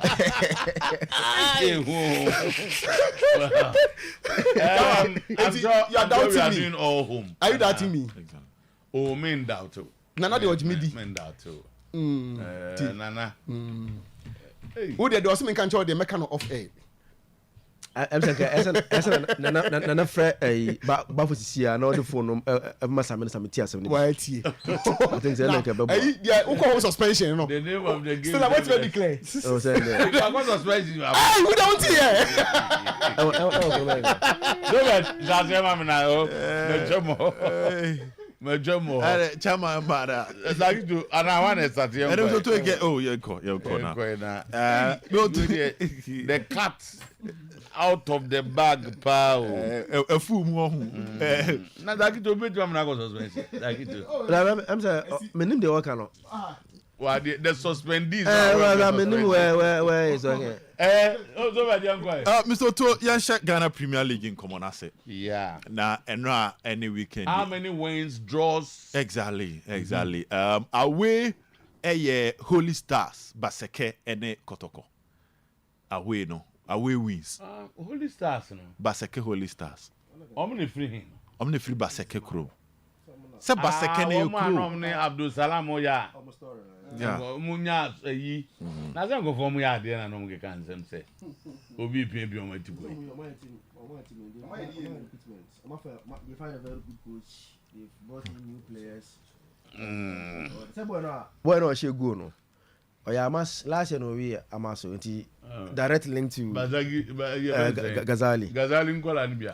On the share the winning goal ma so folk. Nti no it is no o my proper recruitment so nkola omo be tiete nkrofo do hwe game na omo tu the team na chiba yeah what this backing to replace Karela yeah to replace Karela after some form free enyina se no yes in team make I say on the to basek obi ani bre anu aja derby so to derby obi enya no the team bia as what them be ko aka bia wo so wase ha o say me to let's start it yini Bon obetimia may I have the lineup here obetimia and now this was the lineup of Atofuk now Mr. Otuo enwe na me has in common hu ye and at some point I felt that Echitafo ni enya abotre but Mr. Otuo because the entire I'm feeling Echitafo ni enya abotre ni say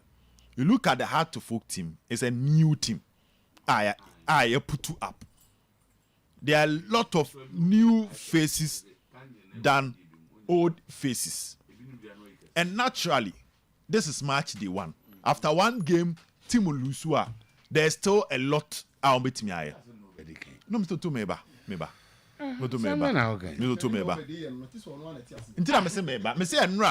At some point, I thought the Heart of Full fans should have that patience. It's match day 1.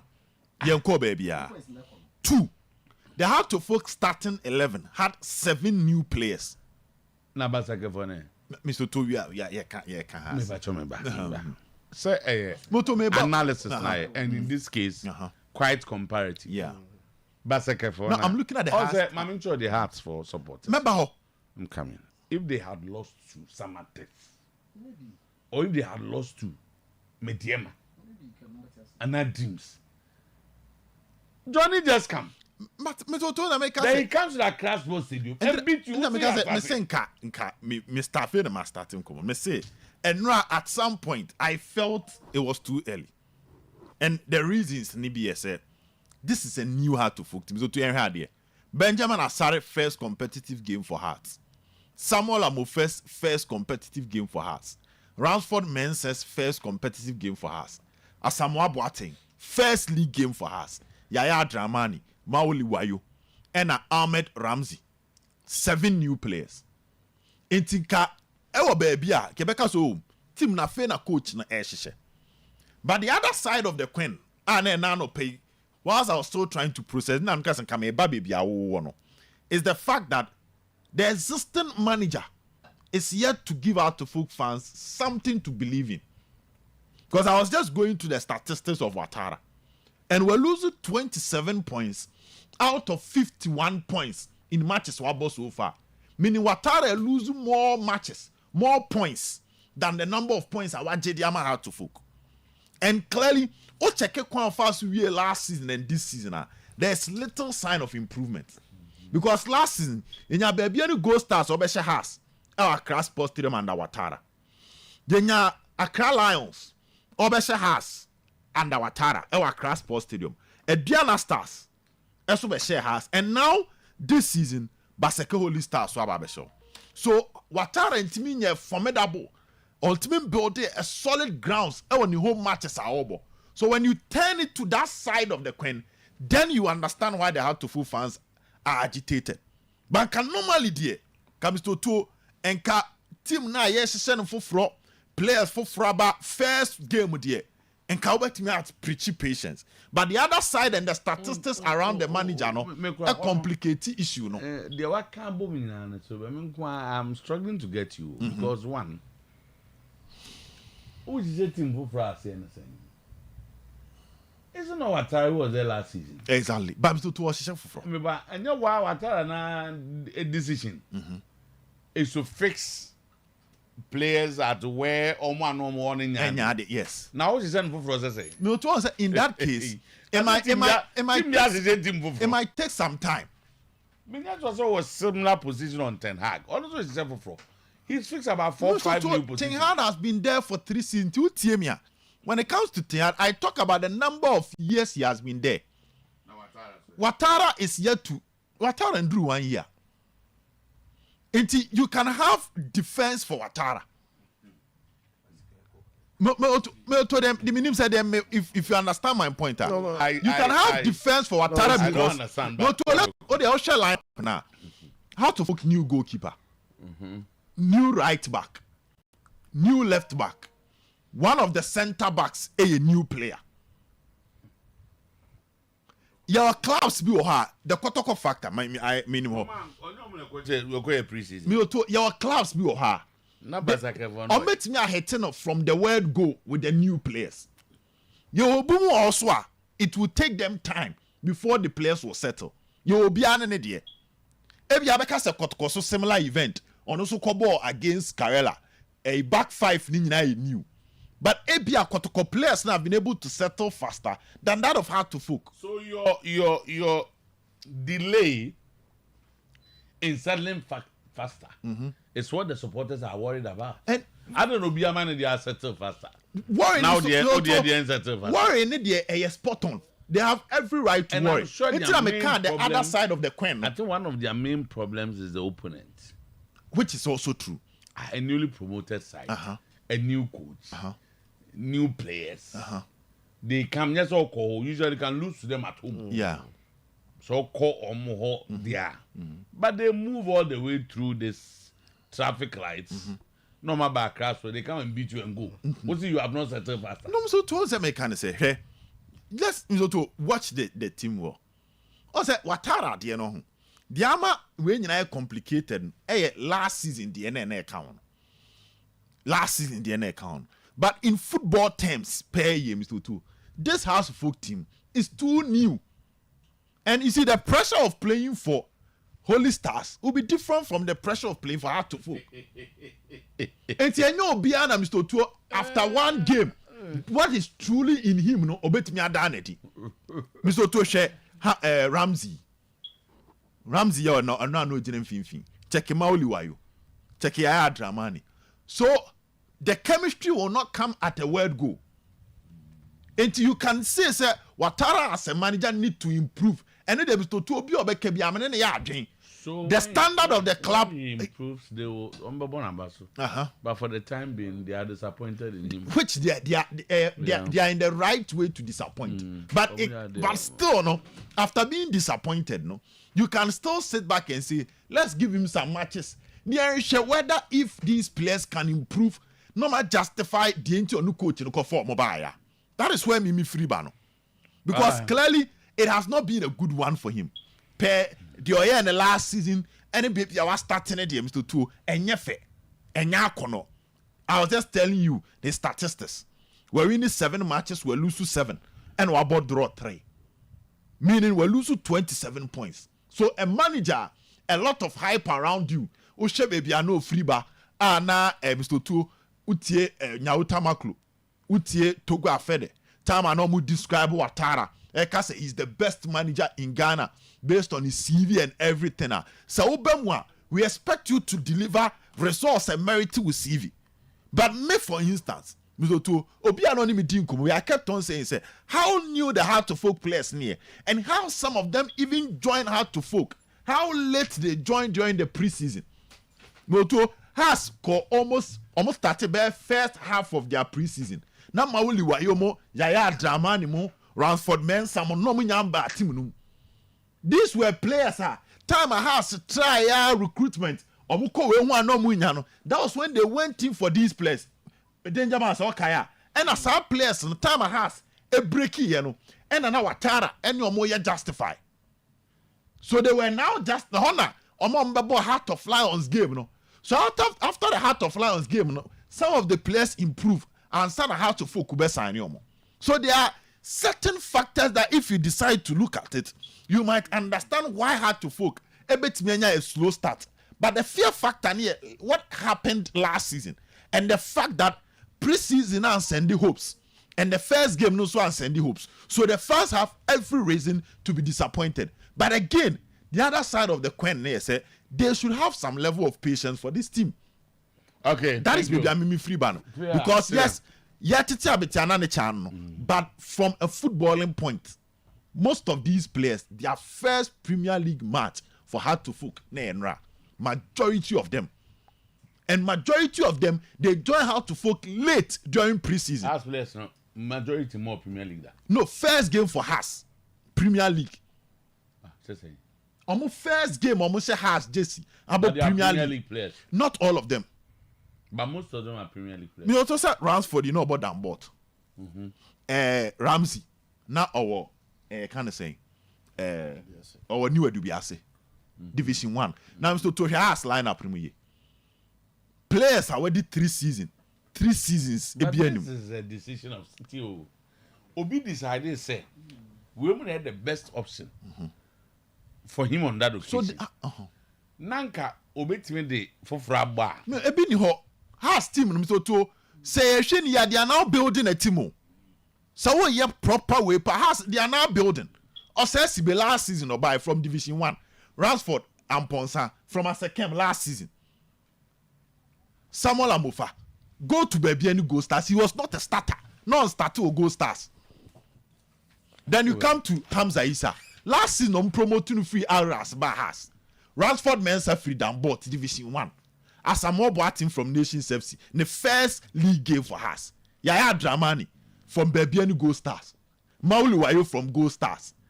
Salim Adams, only player back one, Obekas Wachekakra. From Newark to Biase, then he moved to Cincinnati and San Wasaba back. And I have Fred Ramsey. So to the heart to folk team, critical analysis, the number of years the players have spent, the number of top level football experience as our players we won, and shut down Dawson. So you can easily say that Haas is now building a new team. I think we are coming from different angles. It wasn't Jaima. So too, Matthias. My point, no. What we are seeing here, it's the making of a group of people. Yeah. I want a team, no. And they at all point in time thought that we and a rebel hearts. And yes, I commit my lineup. It being a Premier Division for but they decide to get rid of them and bring this one. So in that case, we judge you based on the decisions you make. Exactly. And it's all bona uluswa. And I said they all can. They only lose 5 matches. Also, excuse me. No. So 2 and 5 there now. No, they go there. If they lose the next away game, I'm sure you have stronger defense for them. Yeah, man said that's next game you're mine. Omoko Pando. On the Heart of Lions. So another away game. What I say? If they lose to Pando, I don't think these players will have any problem. So the issue is when you are building, it's your improvement. It was must steady. One thing I'm saying is improvement from Ouattara is a must. And so you improve. Yes, sheshe. I feel na the foundation no more. But I say every game will be ani. You who say before Fraba be can ho. I'm a money peja. And they did GDN no ebe free abontin be ba be show. Now, Mr. Otuo, Kotoko had an excellent game, and the lineup of Kotoko now raised a lot of questions, especially in the middle. They started with Kamara, and obvious because now Frederick Asaria took point. Definitely Kamara never started. Lord Amwa, a new player. Smart, a new player.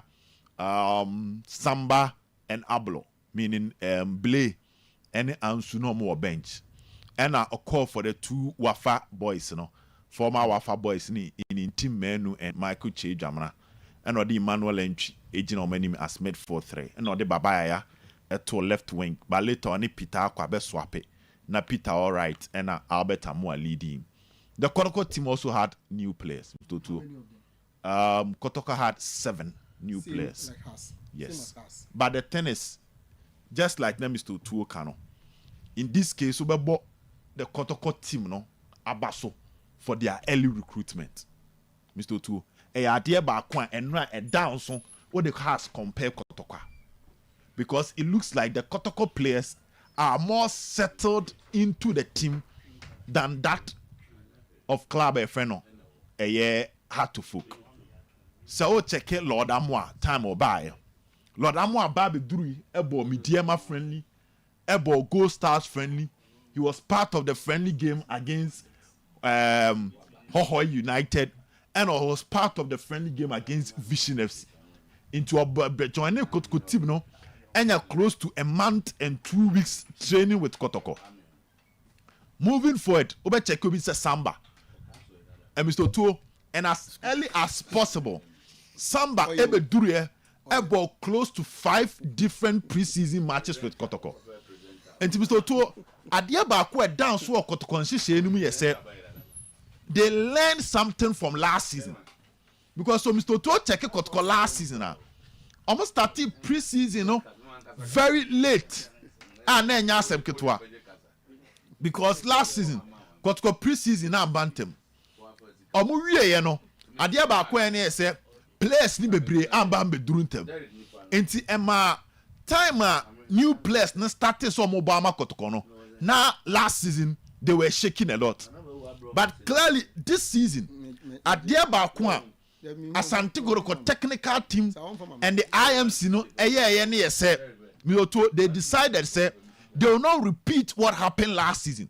It was seems to a ball Ghana Premier League and Asante Koroko decided say players on moon pom no more mako and the players no more pom no and the many they should bring them on board. So it looks like the Kotoko players have settled faster because of the decisions behind the scenes by the Asante Koroko management. Say Omo Madia to Omo last season, even to Omo. So Kotoko started with 5 players at the back. But throughout the game, you can see this level of excellent communication between the players. So what check here? No to na me kwa me dwen say coach ni de bia blebi e ba be shem. Ana bia omo de coach bi be shem. Sani e ma foforo ni nye bebre. But the coach take a bold decision. He had the players and no scout to omo ye. Mr. Otuo, the pattern of Kotoko was clear and ra. And no be your hair Kotoko no. What's the back with your send message? No to me ba. Or say you are speaking as if me baby.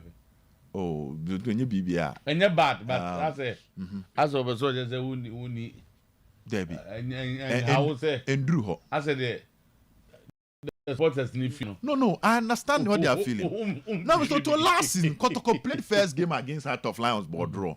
I sat there and said that a new team to me now. Actually, you catch on players, any coach is so improve. Obia me. One Kotoko ball first game against Lions on board draw last season. Big club, I'm so to almost ball Gold Stars lose last season. I said that Kotoko fans should relax because a new team, and I gave every player baby free baby. You get my point? And it's a sober first game. Not a lot of new players. Also, old players are. I should be fair enough to say that they are building a new team. But we will give Kotoko credit because they are 2 last season. Now, Mr. Otuo, Kotoko last friendly match last season against Nswatre. I feel that players need to be last season. Okay. And some players. So you go back to Ten Hag. Starting. But this season, Kotoko decided so many players na bantem. And players never bantem no. They abeta mo ebo media mama chinibi. Obo Kotoko any Gold Stars. Obo Kotoko ni Vision. Obo Kotoko ni Hohoi. Enti eno a obo no.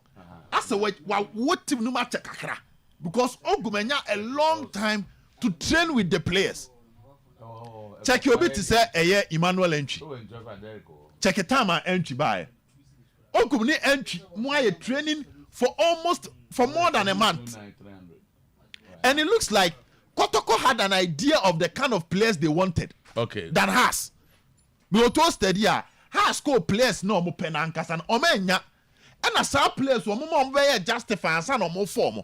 So these are more like the third option of how to folk. But Kotoko breaking the bank echo for the players they wanted. Apart from a more no me bibia no mon senkano. Diana is a coach in Penyano. They insisted and thank you and had the players for him. But to one name Samba. But Ogumsen was scouting for 3 years now. Ablo. So in this case, Samba Kobona Neya. What say we should have time when you are sure and very confident of who you are bringing. Ye jao se kofa di opebra. Na wa kwa kofa na ba ye jao. Watara say oh ba kono mo no kai na interview the uno. The yeah. Was we monye the best of materials. Then you have a whole preseason. You go and bring the best of materials. You take them to Togo. Go everywhere. Oba na newly promoted side as shall. O say yes, I'm at time. You to me the NSA. You to yeah, I follow transfer. Yetiana I say Watara first option Ebenezer Aba. Has a Nyanama no. He had to go to a BNI for Samuel Amofa. Some of the players are on ball house matching on bare trials. No disrespect to players on bare trials. But a could do leveler. The only option he had was to pick those players. No, are picking the best out of them. Compare that to Kotoko. Time and now man focus so player man may justify Kotoko coach in this derby. I want this. I want that. Okay. That is the difference. And I want to me free bar. But that's it. Yeah, like I'm saying, you've had some. Pa kwesi. Pa. Say. Somebody speaking as if Coach Watara started with us just 3 weeks ago. Okay, and then Owusu call senior. If I may borrow the words of the General Z's to say Obed, you go explain tire. Is it not the same as team that beat teams in Togo? They are just continuing from where they left off. This is a new team now. They were in Togo beating clubs. Congrats, Pokemon Warrior Samba. Regime Samba. Okay. Alright. Who's this one gonna know? Zach. So Into it's interesting. The reason why, giving old excuse Diama Watara, I think the has team no bad in team not in the boy, or not any team near the same. This is not an already established basket team. From the minimum, at least more 6 players who came as a new players that met me a confirm. The Costa Boaje came from Bofakwa and Ra Obobo Nibi. They had Ajekum Emmanuel from Asakem, who played that game. Oba Babinya, a friend saying Stephen Bafo, one of the Arab countries, Obai, and Obajo normal. You will get Cheneboa, the boy who scored a goal from Amas Boyano. Now on Omutino Mbo last year. No, Isa Yakubu, on snow one of the Arab countries. Then he came. Ubenya Otin Francis from Samates. About 6, that can mention any momentina. It they were possible. I'm not sure. I'm not sure but I have 6 solid players from Basake who started the game. Now no team no. Udi because I can 7 new personnel. At least we are aware of say this 7 India. The other part of the Basake team when they were playing the Division 1. And this team comes and is able to train. And Gazal one job muntemu. Tama no mo we no super cap ya team no. Hata no on the northern region and KLG DNA number 1 17 no. Gazali is the head of Roka on technical team on the team ba ebo sa and 17 no team no. So Gazali the okoy mpono. I'm say 3 weeks and 3 weeks. Oza. Yes. But I see the pressure that goes with playing for Hearts. And then Basakene nyepe. When you pressure. Yeah. Okay. When you pressure, where about resource? Where about team what me in this short period, new players is able to get the team playing up to a pattern. But what a game now, clearly said we Salis in San Ujuma Oye with Watara.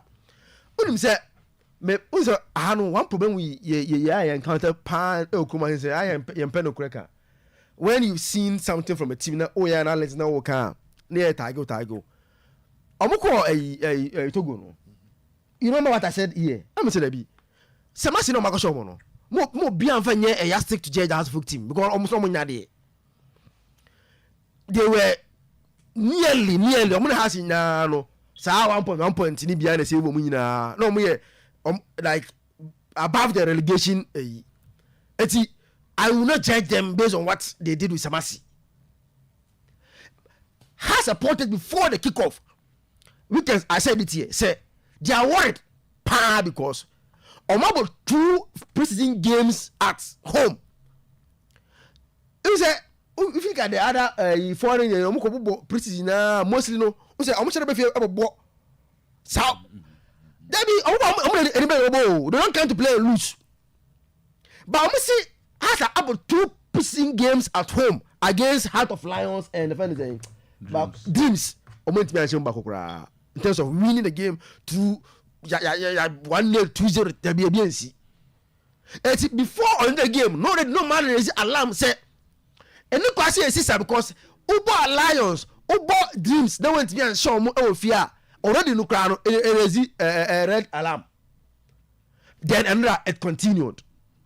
Yes, you were the best argument of 7 new players started the game against for House of Folk and Mizoto, Oshadia, Oshalana Pia, the difference between the Wimpone basketball and then say, Uli Ramsey, and the other guy no back on offense, Ransford the Frua. That guy seen now of experience Premier League match before. Who said, Uli when the 2 Ramsey and that Ransford Mensana. No, Olympics. No, okay. He was number 1 or 2. The lineup only me pen on Premier League da. The akani now are established Premier League players are high score from other class by here. Some by just 5-1. They are Premier League players. As compared to even the Basake basket example no it I think say Watara and was set or tia say baby has eduru no and yes how those way and has a pay clearly things are not right with the team and I think say and many no and was say Watara ehwe na o change nsa no and yes idea set results and idea bit me aboa okay flipping the other side okay. Why again Watara may get that excuse I'm not going to go back for no back up and about Premier League be that that is a friend saying number 2 no Lord Amwa I'm back for no set up no so I'm about Premier League go baby and a man when excuse me put there Watara dey go say your son so kra kotiko line up but Watara man excuse be how okay. And look, I say any excuse for Watara. But he has not given any. All time say any excuse for him. For him. Now, Kotoko back 4. And I know home game. I went to a real papa area. A real ball papa. But the lineup about 4 Miensa 2 center backs and league in Bida. Left back smart embo bida omo first season ye en kotoko lare up a team of bieno no do 2 years kotoko eti another reason that you can't say no team kotoko line up yi obian do 2 years of team no first level no eti clearly you could see say it was a team that and also entirely new team but how they played the game yesterday. You see, sir, this is a team that well coached team. They were playing to a pattern, and yes, for a goalkeeper to win man and right, I just say, make a lot of saves because my first half, I'm here second half. One winning man and right. Keeper and Kamara. Second half. Only because it's a game. And Kamara was a second half. Save be a boy no 2 saves. He was exceptional. 2 saves a boy near and run. Who said? Back far from beyond. Just say, and that the ball said they far from no. It passed through about 3 players. Sabona, who keep a hold in them. But how he was able to make that save? But consider Fiji on boy, and a far 2 players in LTD. I said, all of a sudden you see the ball. I think this is rare have made such save for Bobby. All of a sudden you see the ball, but you have to improvise and why you save no. He was exceptional yesterday for Kotoko, but for him, Bianca, different story altogether. But for the fact that you can take water out of discussion behind and say, Ogum, season no. With the entire Kotoko team, say, baby, a direction we momo Masa Monko. They did a rigorous fencing recruitment. You pay. Initially, maybe in Chassis, but I say, and one also, yes, Sana me panel. And if you've worked them through the preseason, then yeah, and no one idea, you know, okay, I'm a vision coach, that's what I or say, if Kotoko and no woman to they are team to beat this season in the Premier League. It's a idea of mine consistent, even though they lost to Mediama, but obeying to me say in the second half doing a better team. It's clearly from the one, and then I'm here so no. And they do science. Yeah, you see the science of what they are doing, and I think say Claire and Omukoye Jumana the F1 and another one say the Saka factor so ebo mu yepa that boy no because na me say Karel pay for be say for the first time they were playing at home not the for have 10 against them because not omo ba abakromu ho enti omo ba aba ho de a omo nti ase and omba no omo team say team no go omo has any omo de abapa Karela na omo hu say omo team no say but they support Karela over there omo support omo pa omo bo they support them and omo baba I don't say there be your baba there be because the last season only perform ko ball na Nerugu. Second round wait for Canada ba Sunyani ɛna RT nso ɛbɔ ɔmo away from home ɛwɔ ɔmo na check this is the first time they are seeing their son play in the Premier League. Okay. Interno virtually about 80% of those who are at the stadium there now almost about Kotoko. And the environment, everything was friendly for them. Good results, very good results. Babo, I mean to me and my best seniors is all prepare baby. I go pay my chamber. Got over boy. Minister, in Swatre about Africa this weekend. They are playing this. They may not play this week. Ball I'm on go here. Well, because I think Swatre might play this weekend. They may not play. Check. Hey boy, yeah. Africa. And the following week, the week we say 15th. I got on in Swatre and I got to come more. Swatre will play on Saturday now. Sometymer are playing on Sunday. Do have time. Tina seen us on bed this week. Comes there because the other don't mean and the wire. Tama, Ouattara himself or any other person who will want to hold any brief for him. Ombenya Jumaye papa. Mene wo ka say, Tama, wo se me pie kakra. Ohene na minim se me statement in the correct am rebi obo am correct one wo mienu nyina abo am correct o se me nchia on the won say wa fall in love with this program on fani agronti o free nko ade a ahade Obed nana nye opposition ho na de o di atem there was some kan kire no o se da ka chem se me kan kire no position be fan publicly there enyo obia na ni beje but o se me kan ono na o se o hina frese ka kire ne se me nye ho to ofia obia ni se me very critical on Ouattara but opo obia why critical Ouattara so abekan.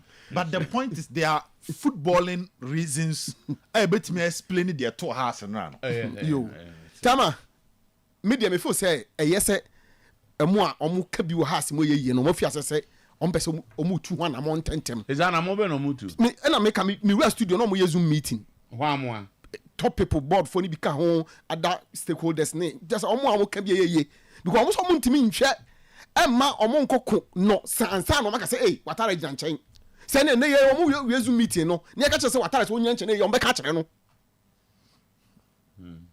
and I'm monitoring because they make people to be I see any bisom na ye de be adwuma.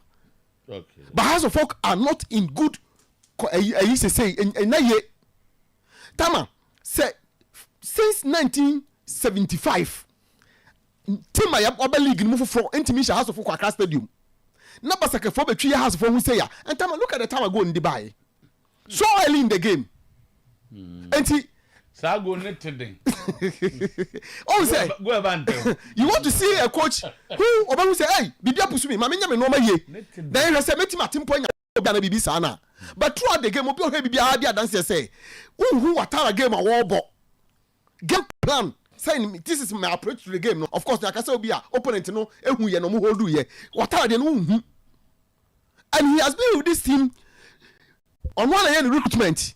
On one picking even baby okwa pre-season at a point to any management nya issue Tama say okay esuchare ne Togo ti bibia ya ono a players wo hoi e ono na ka so pe omo ne de ma no everything ontimi ni bibia mfirim e ono a Tama me ne wo ka say there's a fire on the mountain all players no our market team ni mo no any Ouattara e dia hyemu din he Obed my 7 players 11 the adibo o pick 7 na akasa nye 4 pe ana omo ye players a omo team ni mu dada enti players onu fu say obetimi di omo aye adwuma no na pick ya eso di omo ye adwuma no but no wo nye they are also getting results coach ni wo bi untimi nyini si nchen ma other football reasons because ni nyina ko ba we onu ane so okay enti a lot to do to make sure say wasisa normal and one as I said, to make a statement,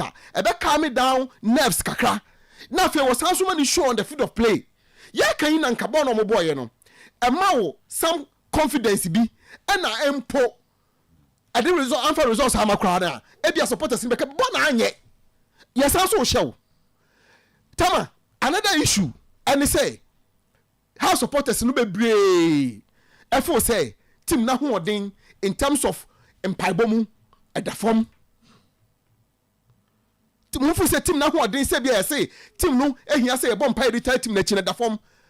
You will be surprised to know say on Sunday Anra anopamu ho no mo there was a huge collision between Oparado and Sofubi. I'm going to say Uncle Bompire and Fantai team Nechi. Almost say as a team Nina, a Sofunia access to the team no dressing room no Bompire daddy or Paris Company, and Tokwa. And they are Bab on Tiama, a month for Somua, and also more driving it. I'm not saying the Oko any year, and I say or Paradio any that's what I'm saying. But a patch I say, Nina also so edit Nina. And you know, the House of Folk situation today.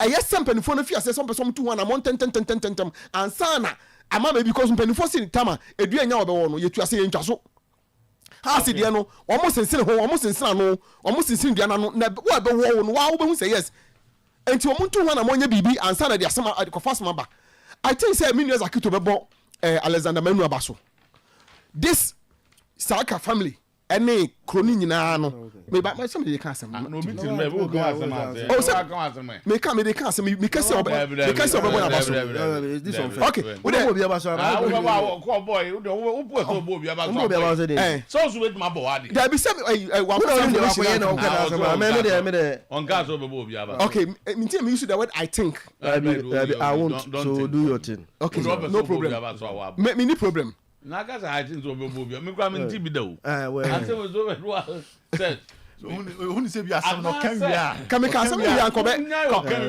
wi obi aka asem si food stop so kan wi oh tell food stop there I think say Minions Akito be ball as a man abaso enam so ho enam no ma anamo alesu tu ye di kan wan go oh time na say what conclude asem wi abi asa over say kwan na be baso ya ta opa mama nka wo be so hu obebo na be o mo na do be ka ga see Alexander Manu organize sa support nana. There be no organize. Na dey no more na. But me feel say na na ma otu ye no. Eboa ye ma. Na mo ben ya. On say e na mo say omunim se Saka ekofie no. Olidi ye kofie ko hu abusua e mo ko na ahyeregu ho. And I mean say ni di ye correct. Na shuruga. Kotina na say ko se na ya ba fie ya ba wo na asi ye hia say wo beta ye chi na ebeboa ma ye so ye pese nya nkunidi de ko ne say team kana na so rally around penifo ni nyina and then in support of the family no ma omo kwa even Saka Otuo-Acheampong ewura kotoko dressing room and spoke to them ni nyina no play part of you so you waste a means I would be results I will pay yes sana me pesa me chair timer and these are some of the things that as I say continuous for no mutimi the board team no because coach be any there players be any there one aspect be on so and so no mo so ehwe mu bi so be ye no da ka ho na ni nyina ka ho na ye de ko kwa the day no we are results ne ba obi a ebenya mu anim onyam enti no before say ni nyina no e part of it so me obi abaso no ba for pa me kan in against or yeah we need say what can say we need say me obi abaso and say your choice and say government man calculate Akito dim because we place those demands no everyone say because it's Saka place those and now you say God you get Akito ni oka Saka family support to almost so the best boa kotoko that was the family me say oka kromo me say kromo for ehun se omo be no sport mo man kan family and na kromo o men see Saka din na Saka din na be mu no o dey do be so na Eti Tama Kotoko set off very well which is good for them because career na no Kotoko na say no find difficult to beat them and getting that results no ade ma Kotoko boost be bo mama bibi on person ye bia na fe pressure e ma wo so na fe no ogum akoso na o de ahyehyehye ne normal hwe subsequent matches no senior no so be call dia ma wo but getting this results is good as against what they has in the better to one getting this results is good and be the mojidi say omo fi ase no omo de be call then probably if they get a smooth ceiling no be akwa do be omo so e be akwa I have some messages I mean kind na me hear senior be ba be wi am very very interesting ones mami free hands okay Coach Ben say do you think it was obvious Kotoko was going to struggle in the second half of yesterday's game. A team leaves Cape Coast on Friday by road to Accra and proceeds to Kumasi to arrive 9 p.m. Leaves Kumasi 5 early morning to Nalerugu for 9 hours. Play this intensive game on Sunday 3 p.m. We'll surely get to the place. So you don't take anything away from Karela. Karela did their best, but Kotoko were stronger. After you know about it. Good morning. Please hope you're good. Zakito have his way of doing local analysis and it's different from the foreign ones. Because if it were to be Ten Hag, I'm saying, oh, can't hard coach. His analysis would have been different. Because several times he has been defending Ten Hag. He was defending Ten Hag by saying he's creating chances. Meanwhile, he's not winning matches. Zakito. All right. Obi observation. Say, have you asked coach? Somebody speaking as if back we see Abua, former chief executive of Azaka, and now still as a former. As if Coach Watara started with us just 3 weeks ago. Okay, he corrects the Francis Otin is from Sky FC, not Samates. Francis Otin. Okay, from Sky, not Samates. Oh, okay. Okay, then Baku Buhari, we free Nana well for you. My brother, okay. Say good morning, please, and please, we beg Harry not to sow any seed of confusion in our team. We saw the Felix Ban and the Danlad Asari and other episodes. And what I know is on number one, he's concerned about this. He's on number one. He's concerned. My message. O kanza kitu asema ye kan so nga say you. Me wa. Yeah. Ugo na tiri gu asema ye kan. Okay, so we beg him pa. You should let us enjoy our victory in peace. Happy birthday to my fellow Manchester United brother, Papa Kojo. Papa Kojo, a Man City. He has a gift from me. Cheers. Okay. All right, so these and others. Mami, you're in now. Any about at set time. Go now, Kamara down dear. I think Asare will have a tough competition. No, yesterday, Karela. Yes, my workshop supervisor. A successful transport company our Western region, and Epe will be supervising over 60 workshop personnel. Workshop personnel. Yes. Nipa ombe adwuma workshop.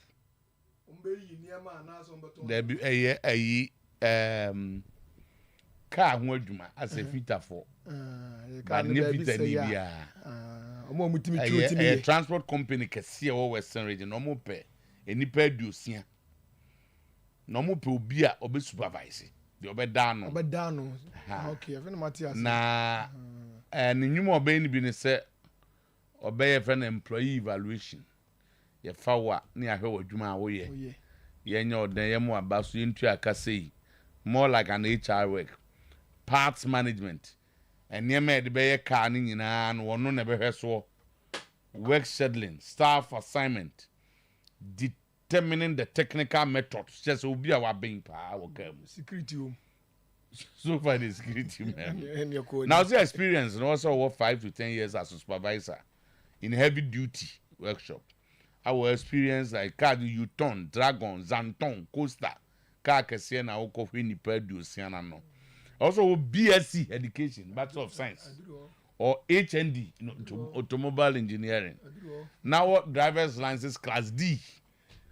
CVs and interest applicants that we forwarded. We do see the email we kofidempo@gmail.com. Kofidempo@gmail.com. WhatsApp so yeah. Who CV had the WhatsApp with 0248 761909 0248 761909.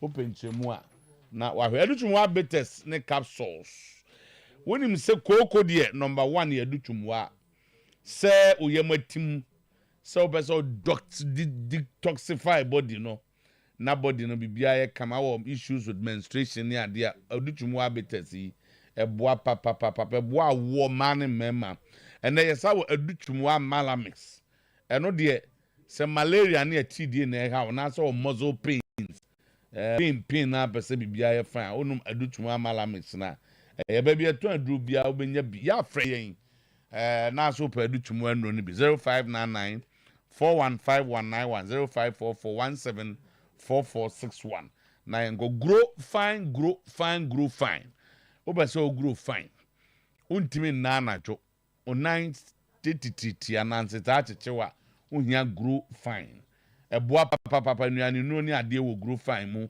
enti de wo ye nie obehwe ye ka ne namo a grow fine so ye body room agina no ato wetima buy office ya so ye digital here ba amakom runabout na amakom traffic light na ne bibia wetima ba consultation wo digital here ba clinic your number is 0244 596532 0244596532 grow fine makes you grow fine yaka kanjin wasemo a enkoko enengofo akotwa kanjin fake ayache wo mo yeguso awewe no ya chichechi nsuo ni bi na nipa na pebe bia fa no akotro ho kanjin na naje quarter ye kanjin ye design na onim na ye design foforo bia be mu bia nka ho pebe dom na ho ntow na bibia nfa number 0241 449191 0241449191 na bibia enkoso kama super love phones yo unim phone papa nyina ho ne wo ye bo no wo form ntia say always lower in prices phone no headquarters no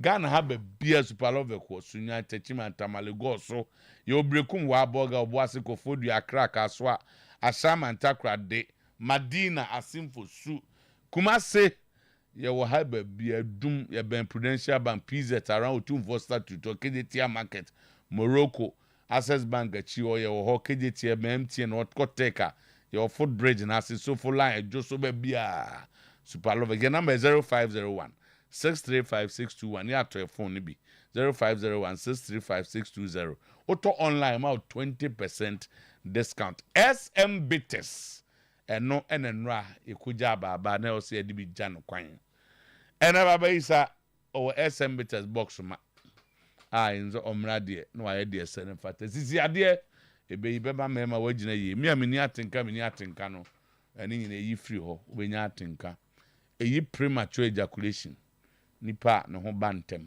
en twino omze se me enchecha no papa no bofu na oya ya rosi de bi o so bema kasa mko de sinya e wo wi aseda na ho ba na ye de nye ya gaso bi ho ba sinya bo amen ya ka obi ho ba ntema kasa ne ho sane ntentem enye kasa so betima ka ni hu sane ntem na no ba ntem ne sane ne ba nya be abas ende eza no na jollof dodo me just e ba ni sane eza no na jollof dodo kasa we do na we senior cha ba so nti na adwumadi a wo die no ye wusum kasa ni wanje ambede ni party ase abeto wo ton wa die wo jemu ntentem wo ye pani nipa wo jemu ntentem sa na ka se yakofwe nkofo passport mu aba na me ka se ye dikono e ma dikono ene nkenten ene proto ekotogu na age ma chinye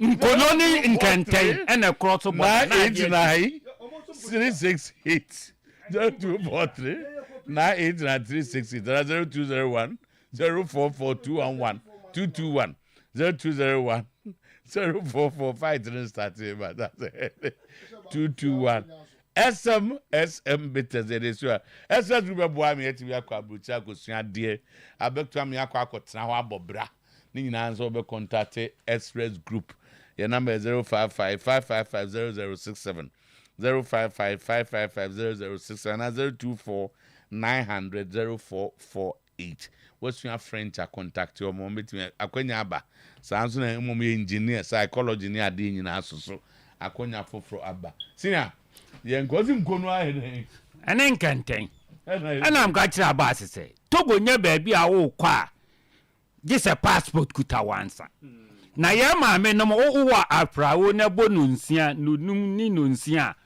wo mo de nkenten ni nkono na soso wo mo de cross border ekoba da bia make an argument we business woman say ye kotogo ne ni across border ekoye training and in American say aseda enam de ma Otuo-Acheampong anamo a nyankopon de ya fasie no ye de be ma no enanamo so na Heriso kananamo a Chema Alexander so 2 year before the match okoya wada ekoshia saka ma me ni na busuafo first derby ye obi o tamale ni ayi bet sa na rigu no de afi ni aye organize bi nso ho because you see hono abeye center esi nya kotoko supporters then the way asaka family no kra e receive less e ofie no e kire se wo mukra betumi afom circle enipadomo ane wo ho no enya sem ketua wa mananso ho a okọ na shiriga nso ho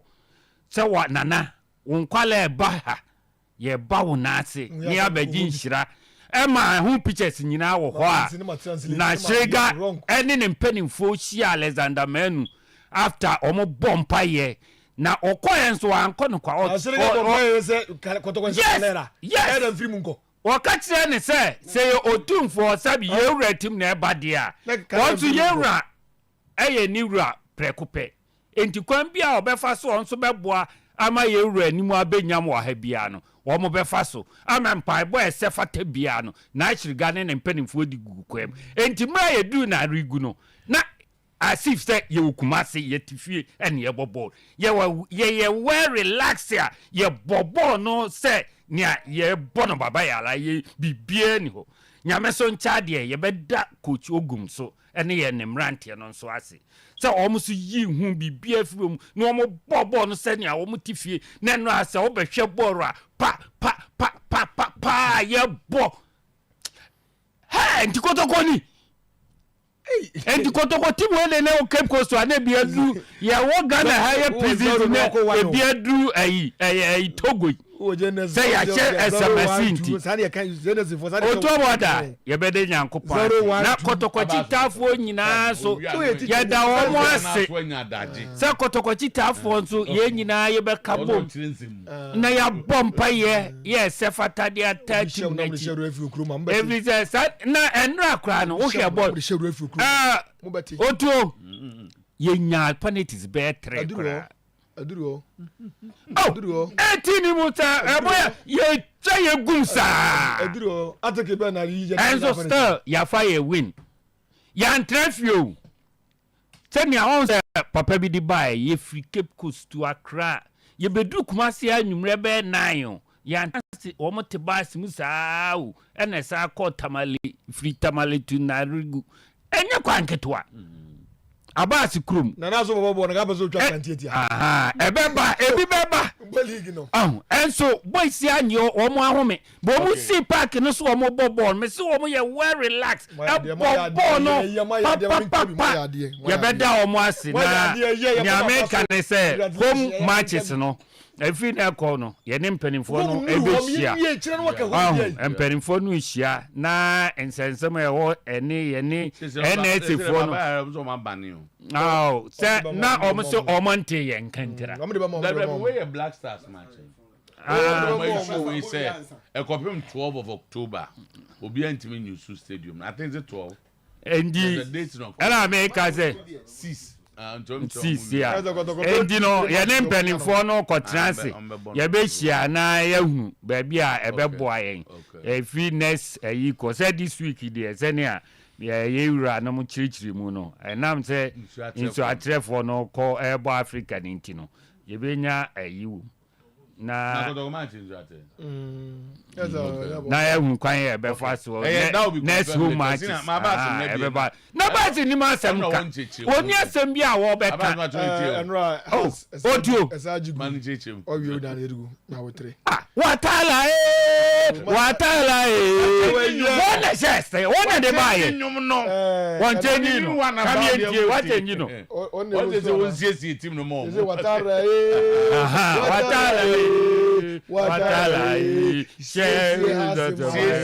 wona emeti ezi hat onu oni ma se hen wa be CC but we are no oni amajigu a no ayekwan afa so a obejehye ye tete abetie no supporter ne ka chom say dey we no ye nye asem foforo ye motivate on aso foku dada ye nko bi nsu ye nka because we are dey bia meka ne fi ase wuntimi motivate agida mo ama ne nchi akrante da there is a night so be motivate wa class on nchi akrante the level ya ko training kura motivation bi ni wiase samasi for no ya betimi dia ma okra so nchi akrante the level ya ko training kura munjimi nche team kasi results ya beto ye no ana ato ye no so be dey bia meka ne fi ase football na ye no ye bobo asa na coach iba coach amanya ball ye bobo asa na coach iba it is all by ye all over the world and the we as a team so much na sunya ma producers nim mvambra omu use wingers and the we as a team me nim Ghanaian coaches na problem omu wo oba ko gadu na se sia na wingers black man do Fernando Silva ni black man dey say akwa black no oba American kwa Ghana ni ba American kwa uko Real Madrid Mbappe oba utimi Arsenal se ko me pem kakra muto we ntima ba kakra me muto pani dia mepe uko Arsenal se muso sa ko fa bia sa beka saka ho wingers uko Liverpool Salah ne omuro ewiase mi nim Ghanaian coaches no Rashford mi nim Ghanaian coaches no be badunu nwa me diase madunu nwa adunu faso mu nyai Anthony oba kotofa bi wo ho what diase it is here you 2 and 3 no and area bro you 2 and 3 no aduma be no mutimi defend no wasa adu mu bibi wo front bisi ball baja coach adi defense ni ko mu defend no adi no mutimi defend and wasa adu mu bibi fufuro abra o two wingers ya Ghana ha mu team bi on bobo ya was Subonten and you ba fi Ghana ha tan ko ba fi na Subonten chemi team am ko ba fi ni Subonten mo bobo Ghana but say normal mo bi mo bi Subonten tum nika sam ye point eti ba se watara adwuma na wo ye ne nyina ye pe ba football na ye no e ya reality enye se bia se wo kosua bibi ebibi fufuro na de kwaje resource osum ya basira no pa won tutu ni ema ye ade wo ye ni ye ne ye hye nya obi abeka ye bobo ba ye hye ba check house of department na from defense to attack uhu ba bia etimi save house of situation na mo go to go and go pre-season eti basira watara se on ma talent nya adwuma talent ye adwuma ye behu because born na ye born no ane de school for team ye no boy o mo hye ye no team ye no boy it is a school team. It is a team we show na win the future. Amobi. But the nyame say I ntem. Amobi. Enti mo me hwe ne mo boy hu da bia me kam say ade a yaboa no. Ye se hwe so na wanti me hwe a the askata de ma wodi a enipa nyina nya ne nyawo. Okay. It has also supporters. Ye say no, ye ka che the team ni the place wo mo wa wo. It say ye ne management ni asem. Problems ye wo management ni board ni technical ni supporters ni players ye de no mo ni asem. So the coach one year with the right selection. When you're on the right artist, one more says some 3 no. One more na boy. And I'm about to say even radio for mobile or more has ya friendly. Watch a 3 or be and wine. And almost you back on the team na share 3 no. And your team papa and Pelican FC.